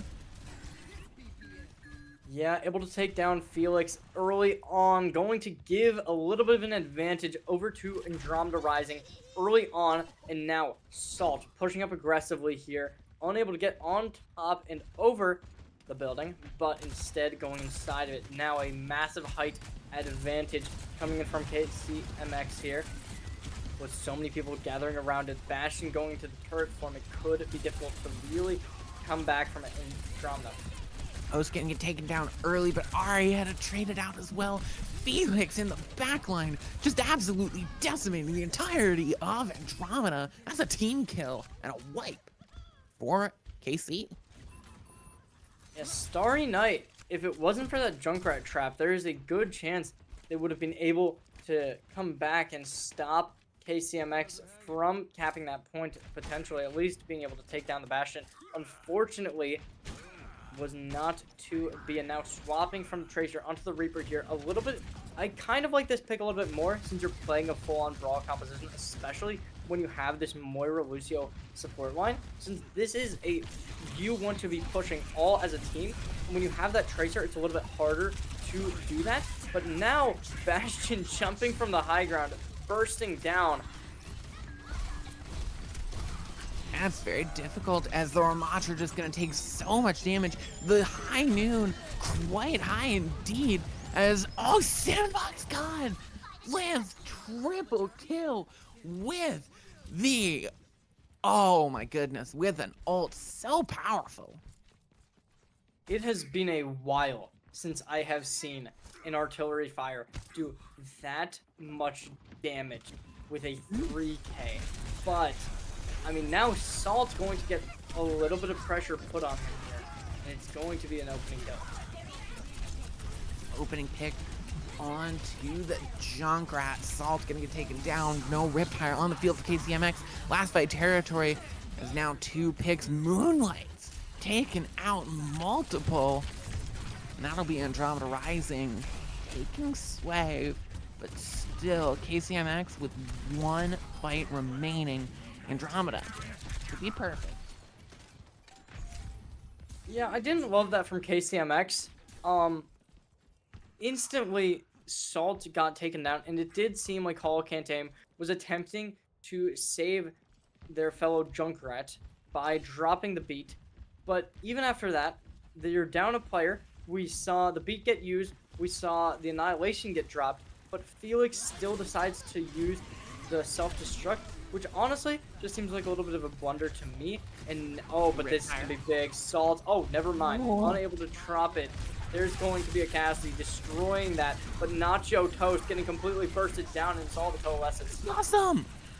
Double kill out of Starry Night, taking the triple, keeping Andromeda Rising in it, and they don't have any ults left, but neither does Kaiju Core. Yeah, Kaiju Core unable to really get any ults by the time this game ends. You need Holocantame to come back immediately here if you want to go find this touch. Because right now you'd need your Junkrat to be diving onto the point. That's a lot less sustainable than somebody who can move as fast as Lucio. But no, Felix going to be able to find the touch. Yeah, they have the time to not have to just send one person as a sacrificial lamb in, but Nacho Toast just overwhelmed. Sandbox got traded out. It's a 4v4 on the point between these two teams. KCMX looking to close it out here, but Andromeda Rising taking multiple picks. There goes the Deadeye from Moonlight. Can they find the skull? It looks like they found the skull onto the Diva. But there goes the picks. 2 from Salt. The Diva Bomb to find Starry Night. And Moonlight's taken down by the trap. Just in time. Andromeda Rising, they can't get it in the end, and it'll be Kaiju Core MX taking it 2-0 for map 1. Yeah, a fantastic showing, a 2-0 on map number 1 here. Really, MVP performance from Salt there on the Junkrat, especially towards the end, with a fantastic double kill to close out the map. And Nacho Toast also really taking pressure most of this time, and that was mostly performed by Sandbox God and a lot from Salt as well. So if you really think about like who would have like been able to stop Andromeda, somebody who is so performance on that Junkrat is exactly the type of player that you want to close out, and especially against this roster, being able to put up this performance is a really, really nice show. It's an incredibly nice show for Kaiju Core, now on the cusp of securing themselves in 8th place and getting themselves to move forward. Again, Andromeda can still win this, can still live this, but they really need a win here. They need a map win, at the very least, a map win to go forward. If they can't get that, then they might be in some trouble, because 2-1, their margins are razor thin right now. They have to do as much as they can. It's going to be quite close as we go into what could be the last map of Andromeda Rising's tournament. And we'll have to see what map they're going to be choosing, of course, onto the hybrid. I believe the map pool is Midtown, Kings Row, Eichenwald, and I'm sure I'll be corrected if I'm wrong there. But I don't see it being anything but Kings Row. I'm just feeling the Kings Row. I'm feeling British. Yeah, I mean, Kings Row definitely a popular choice by most teams, especially since we did see a pretty brawl composition coming out from both teams. It is definitely good to move towards Kings Row, since it's definitely a map that favors it more than diving. A little bit of poke can be played, especially on the first and third point. However, I mean, it's just Kings Row. It's very popular. It's very good. It's a strong choice. But we're just going to have to wait and see if both these teams will want to pick the attack with the defense, with the map. It's all up to them, and they are going to be the ones that will be deciding. Andromeda Rising, with their map choice, taking their time and really considering it as we get in. So important to at least get this map victory, to at least take their map choice and win it. They have to pick a map that's really going to play their strengths. I do think that's Kings Row. I think we saw a lot of good Ramatra play out from Andromeda. I think that's where we saw Kaiju Core really push their limits, was against that Ramatra, was against a composition that could take a choke, hold it, and just stand in that choke, stand right outside that choke, and punish any single player that walked through it. So Kings Row is a really good place to punish players walking through chokes. Not very well. We could see potentially even a May come out if we want to see even more punishment onto sloppily walking through a choke. Yeah, I mean, especially if you're going to keep running that Junkrat, if you push a choke and there's just a trap right there, I mean, it could really backfire in your face very easily, especially as we saw in map number 1, or not map number 1, map number 2, where we saw Tracer trying to dive onto the Junkrat, and there was just a trap right there, and it was just a complete waste of a player. Since then, you can't use your recall, you can't use your dash. Every ability is closed off from your arsenal. So now you're just dead. Yeah, and as we wait for this map pick, both of these teams just chomping at the bit to get in. I know I am chomping at the bit to get into this next map, as it's going to be the one, the only King's Row. A touch unsurprising, but it does bring it back down to the fundamentals. Midtown is a bit of a newer map, and Eichenwald isn't played as much. King's Row is your standard. King's Row is your classic. King's Row, you are relying on your player's talent and your ability to play as a team. Your map knowledge and coming up with certain interesting new strategies really won't work on King's Row, because it just is King's Row. Yeah, and it does seem like Andromeda opting in for that brawl, running the May, running the Cassidy. A little bit surprised they're going to opt out of a Reaper due to how popular Reaper has gotten in this season with a little bit of a buff, especially when you're going to be playing up against a Bastion. Reaper is like such a good counter into that, since you can just completely take advantage of the larger hitbox. But we will be seeing Stalt on that Junkrat once more. A very, very proficient pick from KCMX. So we'll see whether or not Nacho Toast will be getting the sustain needed to survive against a Bastion, Junkrat, and D.Va. But right now you have 4 minutes, and already Trap and Concussion Mine have been destroyed. Already, not getting any early ult charges, Salt, and it looks like Kaijukor is not going to let this rotation go free, as already Arietta, Salt is going to land a massive hit, but Salt goes in way too deep, a bit too greedy, trying to get that angle. Kaijukor just trying to punish this early rotation, just not letting them through at all. Felix landing the pick, and Andromeda Rising now stuck in. Can't do a darn thing about it. The Cassidy trying to take out Hollow. Hollow in some trouble. Sandbox got able to save their Lucio, but just barely in the end. Yeah, a perfect defense from KCMX. It is completely sold to perfection. Andromeda trying to play on the right side. Unfortunately for them, KCMX had completely countered it with the D.Va, almost getting taken down by Starry Knight's wall. It was not enough, and now we will be seeing the mech instantly just completely thrown off.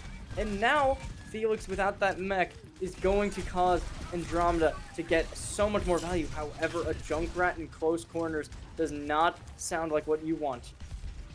No, that Junkrat has been so terrifying, but also going to get taken down, goes too aggressive. Once again, big wall to separate away this baby D.Va, but Felix stays alive and keeps on pushing through. Immortality Fields both out and gone. There goes the right click onto Arietta. Sandbox God finding a massive pick. Now using ult, dropping it onto the Zarya, but some low healers there. Can't find the pick onto that. Hollow can't aim. Taken down. Deadeye thrown in. Oh, it's meaty, but too greedy. A big investment out of Andromeda Rising, but it gets the first point. Yeah, decent first point with 4 minutes 20 to spare. Andromeda Rising really coming out and out the gate here. They're looking good. Felix taking a little bit of damage here, going to get shut out of the mech by the looks of it. There it is, but there's going to be a tire, finding one, but an Immortality Field is going to stop it from really finding the value you would rather have. Salt going absolutely wild, shuts it down incredibly well. Now looking at Zangled, but just can't escape. Can't find the escape. And now, I mean, KCMX, Nacho Toast, 100% charge from KCMX. Not what you want to see whatsoever here.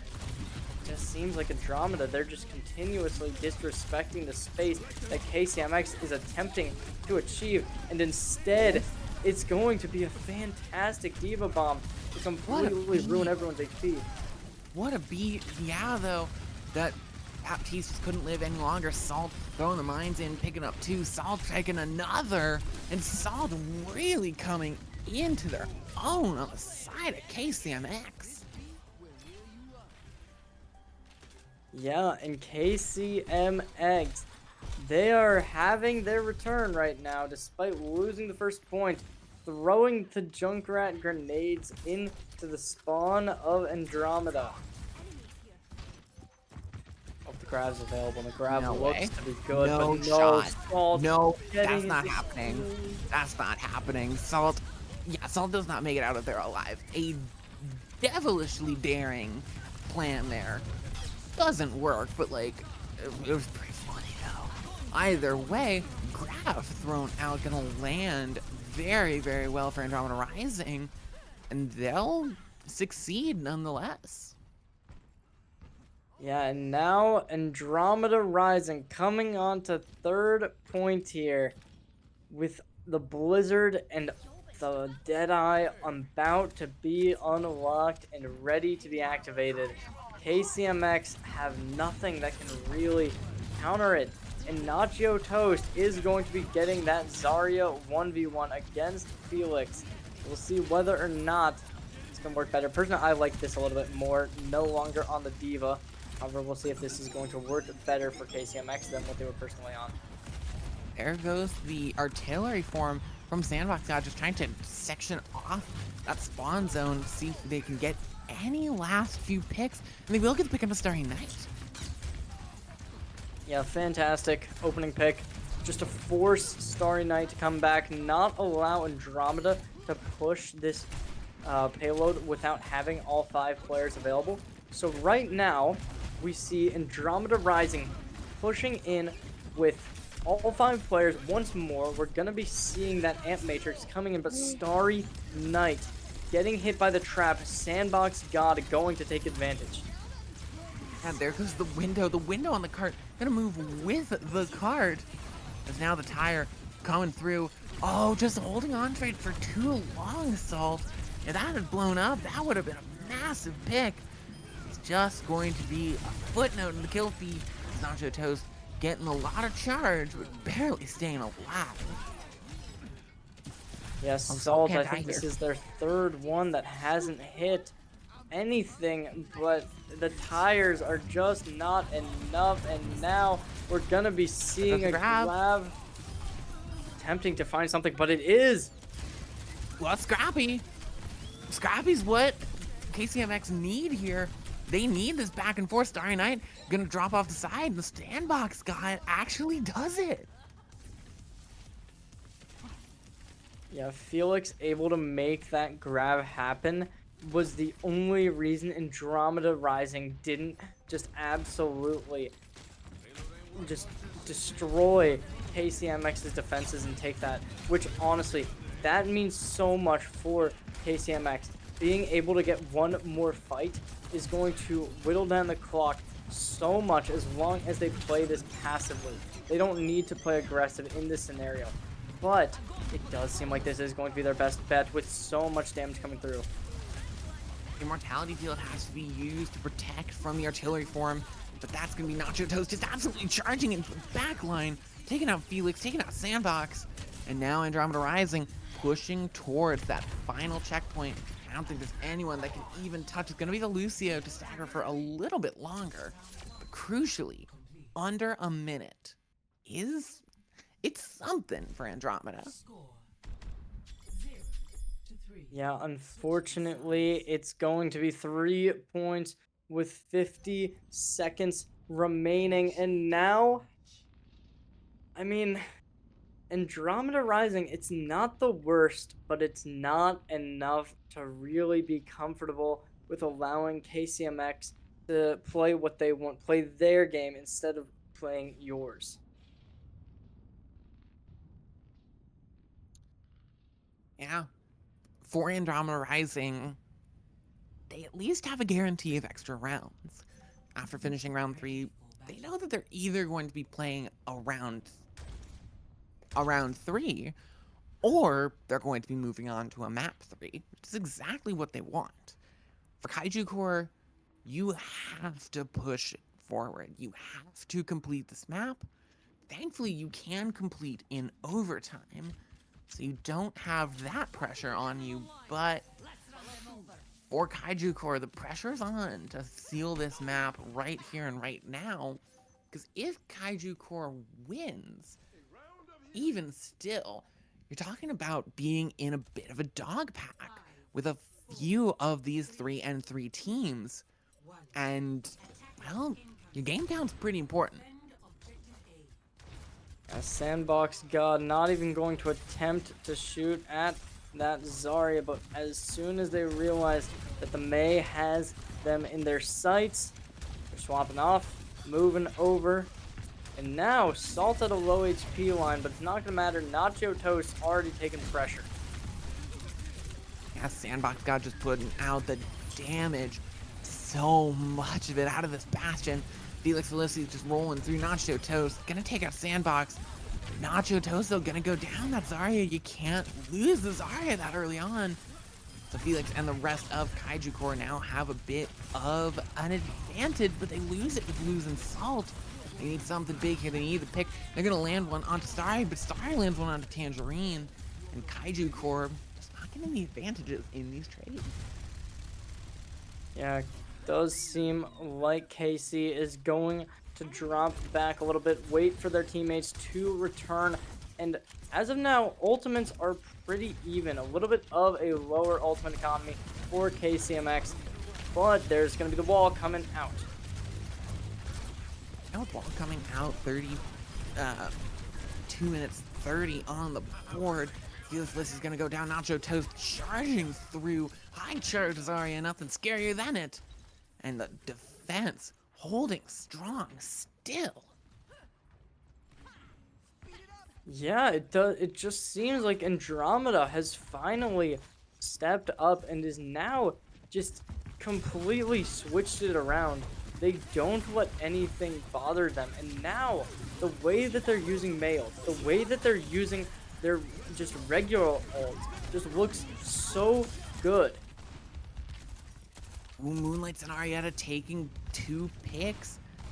KCMX in trouble. This is their big ult fight. They used it and they just can't find a darn thing. They're still back at the drawing board. Yeah, it just seems like nothing's stopping them. Sandbox God pulling out an ultimate with so many people trapped together. It just seems like another fight is going to be all KCMX can hope for. Nacho Toast is absolutely popping off on the Zarya, and that's what's been really setting them over.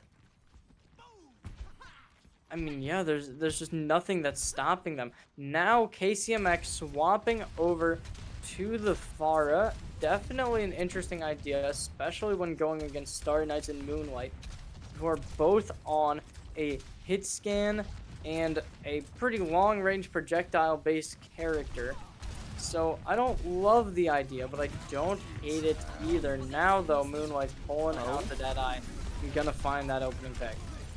Yeah, but 2 answers from KCMX as it's gonna be scrappy. But can KCMX pull out a big win here? Salt thinks that they can, really pushing through, taking out Nacho Toast, and just barely in the end does KCMX start making progress on the point. But it looks like they might just get some respawns out, or is Andromeda just going to hold? Nope, they're just gonna hold Arch. And now you have 2 minutes and 50 seconds remaining to make this happen. Right now, though, it does seem like KCMX is completely holding Andromeda back with this Pharah pick. There was nothing that could stop it. I eat my words, since they are looking great. And already, just a minute after they picked it up, they have that barrage available. And with everyone so close together, this could be deadly to Andromeda.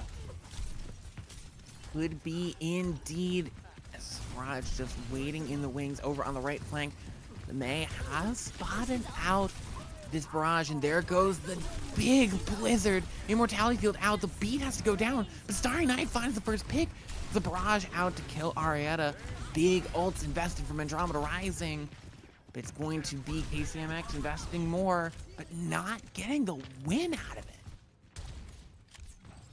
Yeah, it doesn't look good for KCMX. Down to a minute 45.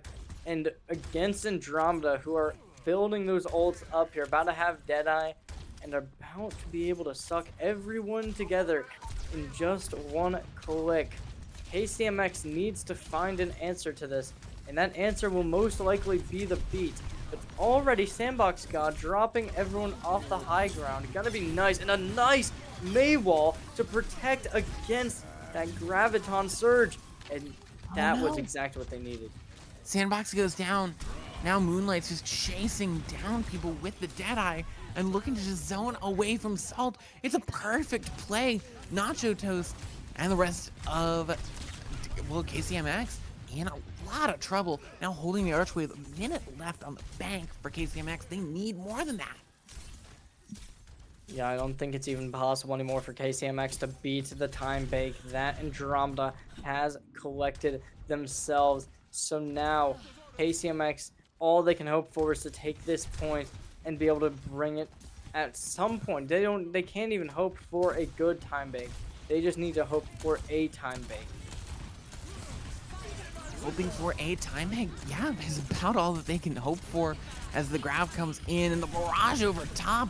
It's a big investment, but it will find the pick on the Moonlights. It's all gonna go down in turn, but with everyone so low on the side of Andromeda, KCMX will push through and they will start final point. But with only about a minute 30 on the time bank, they're gonna have a very tough push ahead of them. Not a lot of ults on the board. It does seem like Sandbox God, despite putting in effort, it's not going to be enough, and Tangerine falls. No, they actually turn it around. The Blizzard thrown in. It's going to freeze up the rest of them on the point. It's only just this Mei left, and the turnaround Andromeda Rising will not let this go into extra rounds. They're saying map 3 is where we're headed.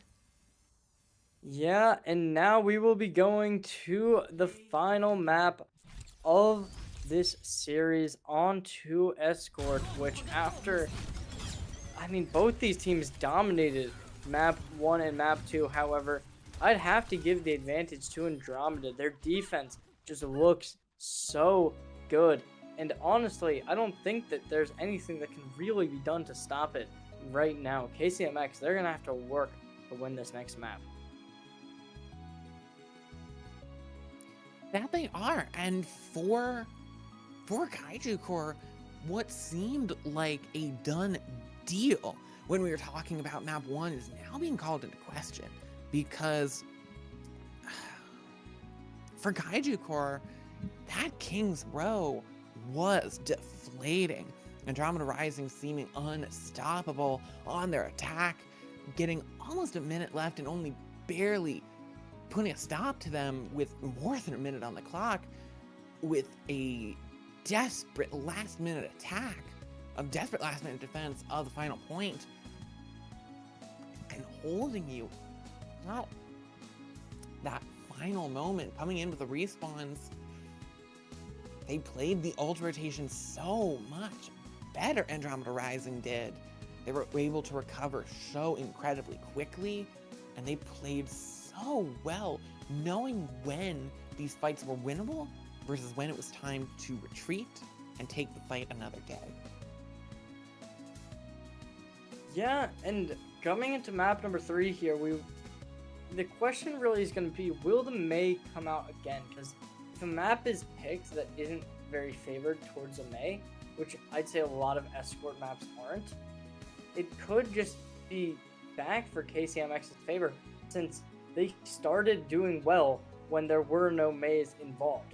And then as soon as teams started picking it up, as soon as teams started running more Brawl, they just started losing. And Andromeda, they're just coming at it with a Bastion, with something else. And honestly, KCMX though, they pick up the Junkrat again. They do something like that, and Junkrat was good. Salt had a very proficient performance in map number 1 with that Junkrat. The only problem is on map number 2, it just became so invalid to use that they just couldn't anymore. So now you're going on to map number 3, you get the map pick, and you get to decide how you want to be able to play this next map. You are the ones that get to decide what is going to be very proficient, what is going to be very meta, and that's why I think that, at least in map number 3, I'm going to give the advantage over to KCMX.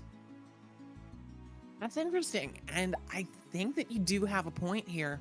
Momentum can definitely play a part in this, however. So there is a little bit for Andromeda Rising going into this last map. But for KCMX, the May did put a bit of a dampener on how dominant they looked for map 1, but I don't know. For map 3, I don't know if the May is really going to be I don't know if it's going to be the deal breaker for Andromeda Rising. I think they've got the flexibility. I'm an Andromeda Rising believer. I think they got it. Yeah, I mean, I'm looking forward to this because I think that both these teams really have this. They both were so dominant. None of these maps were very close. Maybe like the start of map number 2 and the start of map number 1, but that was about it. So coming into this next one, I'm not sure how this could really switch around for either of you. Yeah, I'm not sure either, but I think that anything can happen in a game of Overwatch. So we'll just have to see what happens. Yeah, I don't know. I assume we're going to be getting that map pick sometime soon. Guess KCMX is taking their team. But we will be going to a bathroom break, apparently, for one of the players. And we got that map, Watch Point Gibraltar. So I mean, I don't hate it, but it is a little bit confusing. Since first point, you're not going to be able to use that Junkrat. I guess they're probably going to opt in for the Pharah instead, which makes a little bit of sense. Maybe go for the Bastion, but I don't know. I mean, it is good, though, because it's not going to allow that Mei to find a lot of value until maybe third point, or maybe a little bit on first point, since of how much high ground is available to you on some of this map. It's just insane. You can't do anything without a tracer or something to get people off of the high ground. I think that for your Kaiju crossbar, this does really make sense. I mean, the diva from Felix Felicity's how we've seen how terrifying Felix Felicity's can be on the diva. So now we've got a bit of a swap, and it's going to be a little bit confusing here. Dusk is coming in for Ana. Ana's preferred hero is Lucio. Dusk's preferred hero is Ana. So we have Ana played by Dusk, and we have Ana playing Lucio, but Ana has been switched out for Dusk, who plays Ana. Got it? Get it? Good. All right. Going into Gibraltar, I think that does make sense. Playing the Ana Brig, which is what we've seen for Andromeda Rising, that's your dive support line. Is that Ana Brig? Is the long range support with another long range support that can protect her? Yeah, Ana Brig is probably like the best composition for supports in the game right now. I don't think that that's even really a debate, especially in the highest level of play, and especially for a team like KCMX who likes to run the diva, because dive compositions thrive off of a backline consisting of Ana and Brig, and it does seem like they're going to be opting in for it. Felix on the Doomfist, an interesting pickup, but Will it be enough to stop KCMX? Personally, I think the answer to that is going to be no, since you're primarily going to be wanting to dive the backline, and when there is going to be an Ashe, Ana, and Brig sitting on your backline, it's not the greatest. Swapping over the ball, I like this a lot more. Ball is a little bit more consistent than what you see from a Doomfist. Same thing with a D.Va.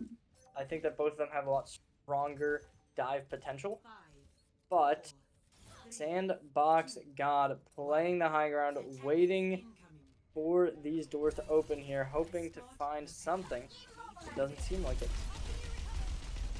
Yeah, just sort of scouting out. Sandbox God. We might be having another little bit of problems, but either way, going to be switching on to this Sombra. Starting to roll out. Kaiju Core on the high ground, really needing a strong defense here. These attacks on Gibraltar can be very slow, can be very methodical as these teams push through, looking for opportune moments to dive the back line. As the Widow rollout from Salt, not really going to get them much except a chase from the Tracer. And as Moonlight takes out Sandbox, Andromeda Rising are back to square one. An anti-nade onto Nacho Toast, going to put some pressure on him, but Starry Night over on the Brig, going to be combined with the Winston. It's just not enough for Brig to get away for free, so Tangerine going to get taken out as well.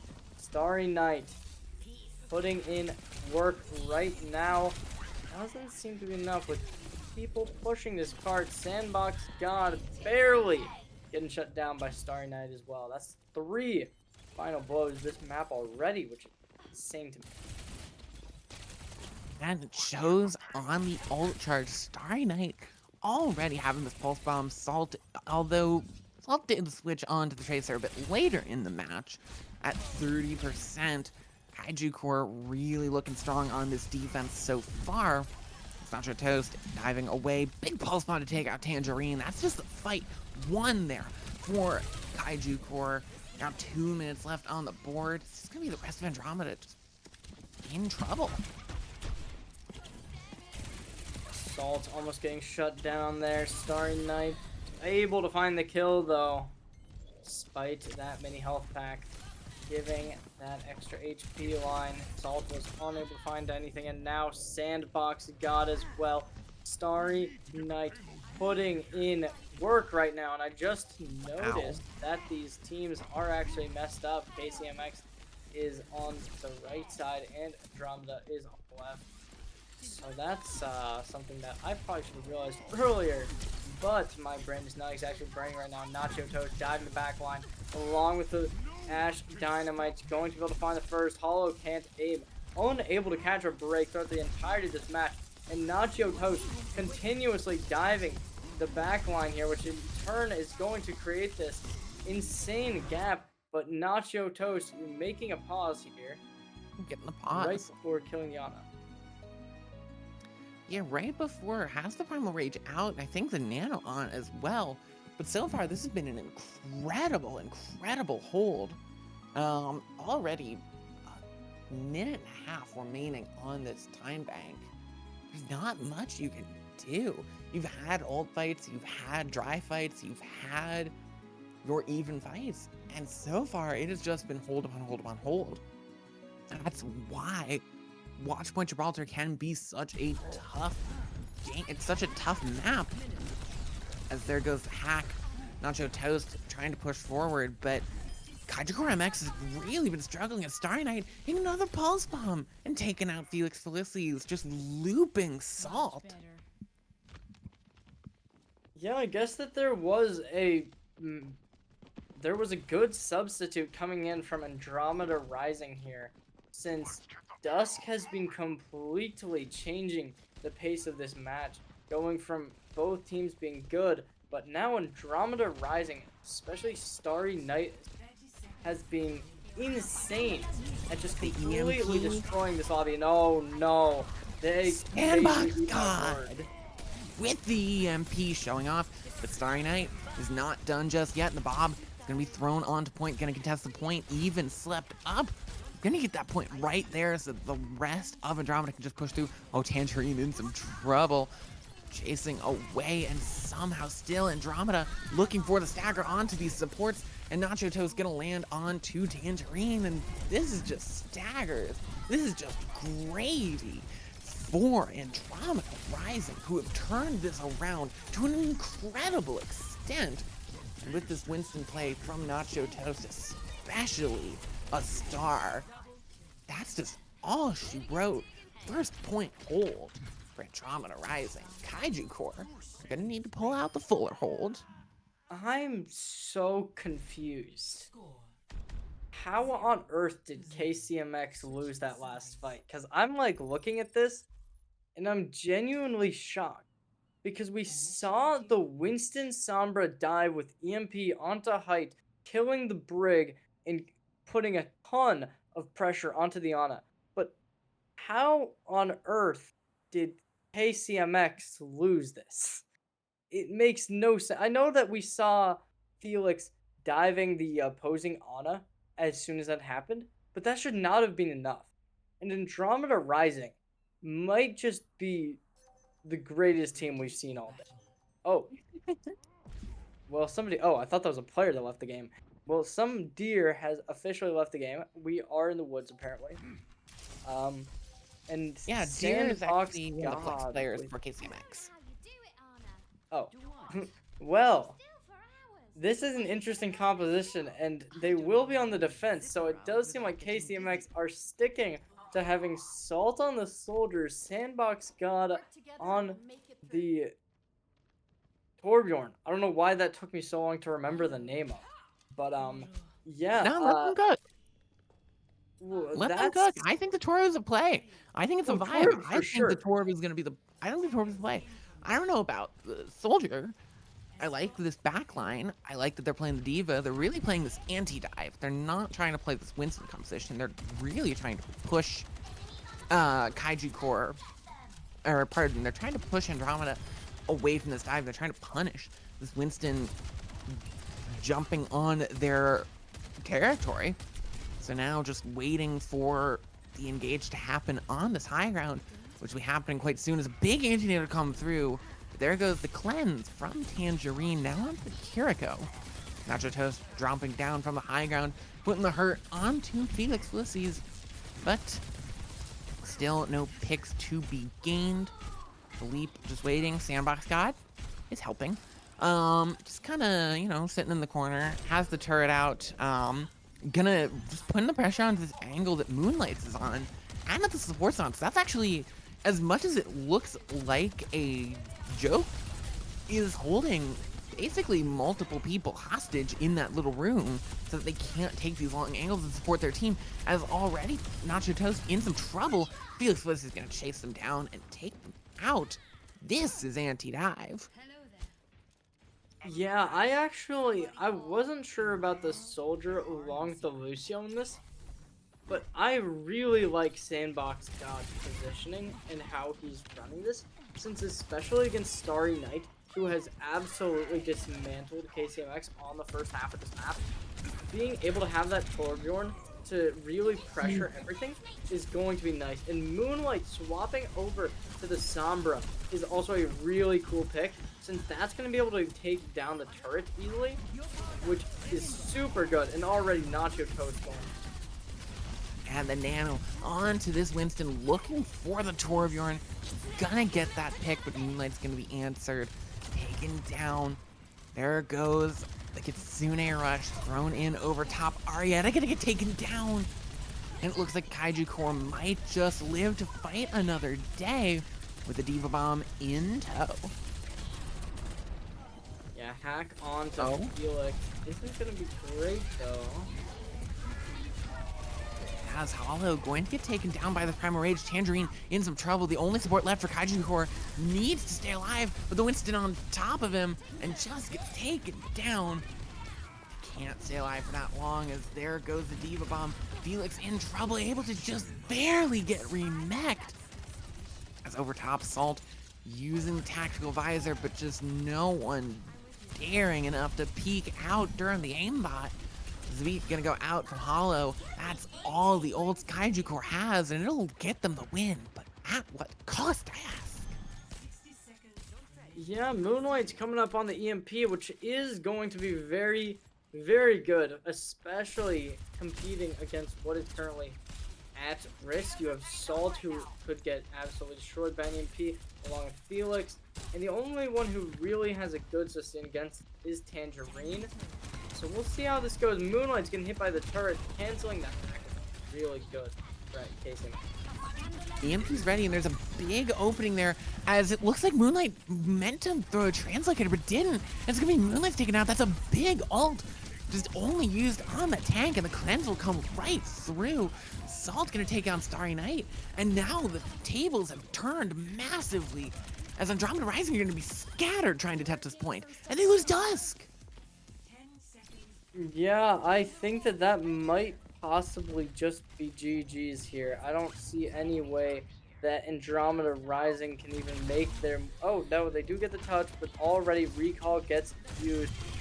And there's the ball, making it happen, at least for a little bit. At least for a little bit is the key point there, but Moonlight is going to get taken down early. That's another loss. Arietta gone. And with 2 picks, it seems just a matter of time for Andromeda Rising. Tangerine hitting the headshots, hitting the bodies, and taking Kaiju Core across the threshold with the Kitsune Rush. Taking everyone down. That's a 4-piece for Tangerine in the end, bringing Kaiju Core into the playoffs, bringing Kaiju Core home. Yeah, a fantastic showing. I mean, both teams full holding on their halves. That's going to be nice. KCMX looking good, looking strong, and I mean, that's just a fantastic map in any world, being able to show all that power from either side. That it is, and for our victorious Kaiju Core MX, we're still waiting for those standings to update. It's gonna be a tough one. We'll have to see how these standings shake out. Still waiting as these updates push through, but it does look like Andromeda Rising will be knocked out of contention for top 8. The question is, that 3-3, now that 3-3 for Kaiju Core will get them 8th place, and Andromeda Rising greater than 3, Crimdra and Crimdra Whelps will be the 4 teams eliminated going forward, as I believe that our last matches across all of Calling All Heroes have been completed. Yes, indeed, Kaiju Core MX and, pardon me, Andromeda Rising were our last games. So now, Kaiju Core MX looks to be our 8th seed. So it means that we do actually have a bracket for our final result. For what's going to happen, it's going to be Mist Emerald, the undefeated team, both in matches and maps, will be going against Kaiju Core MX. Timeless Anomaly will be facing Fruit Salad. Acheronda will be facing off against Lava Lilies Rising.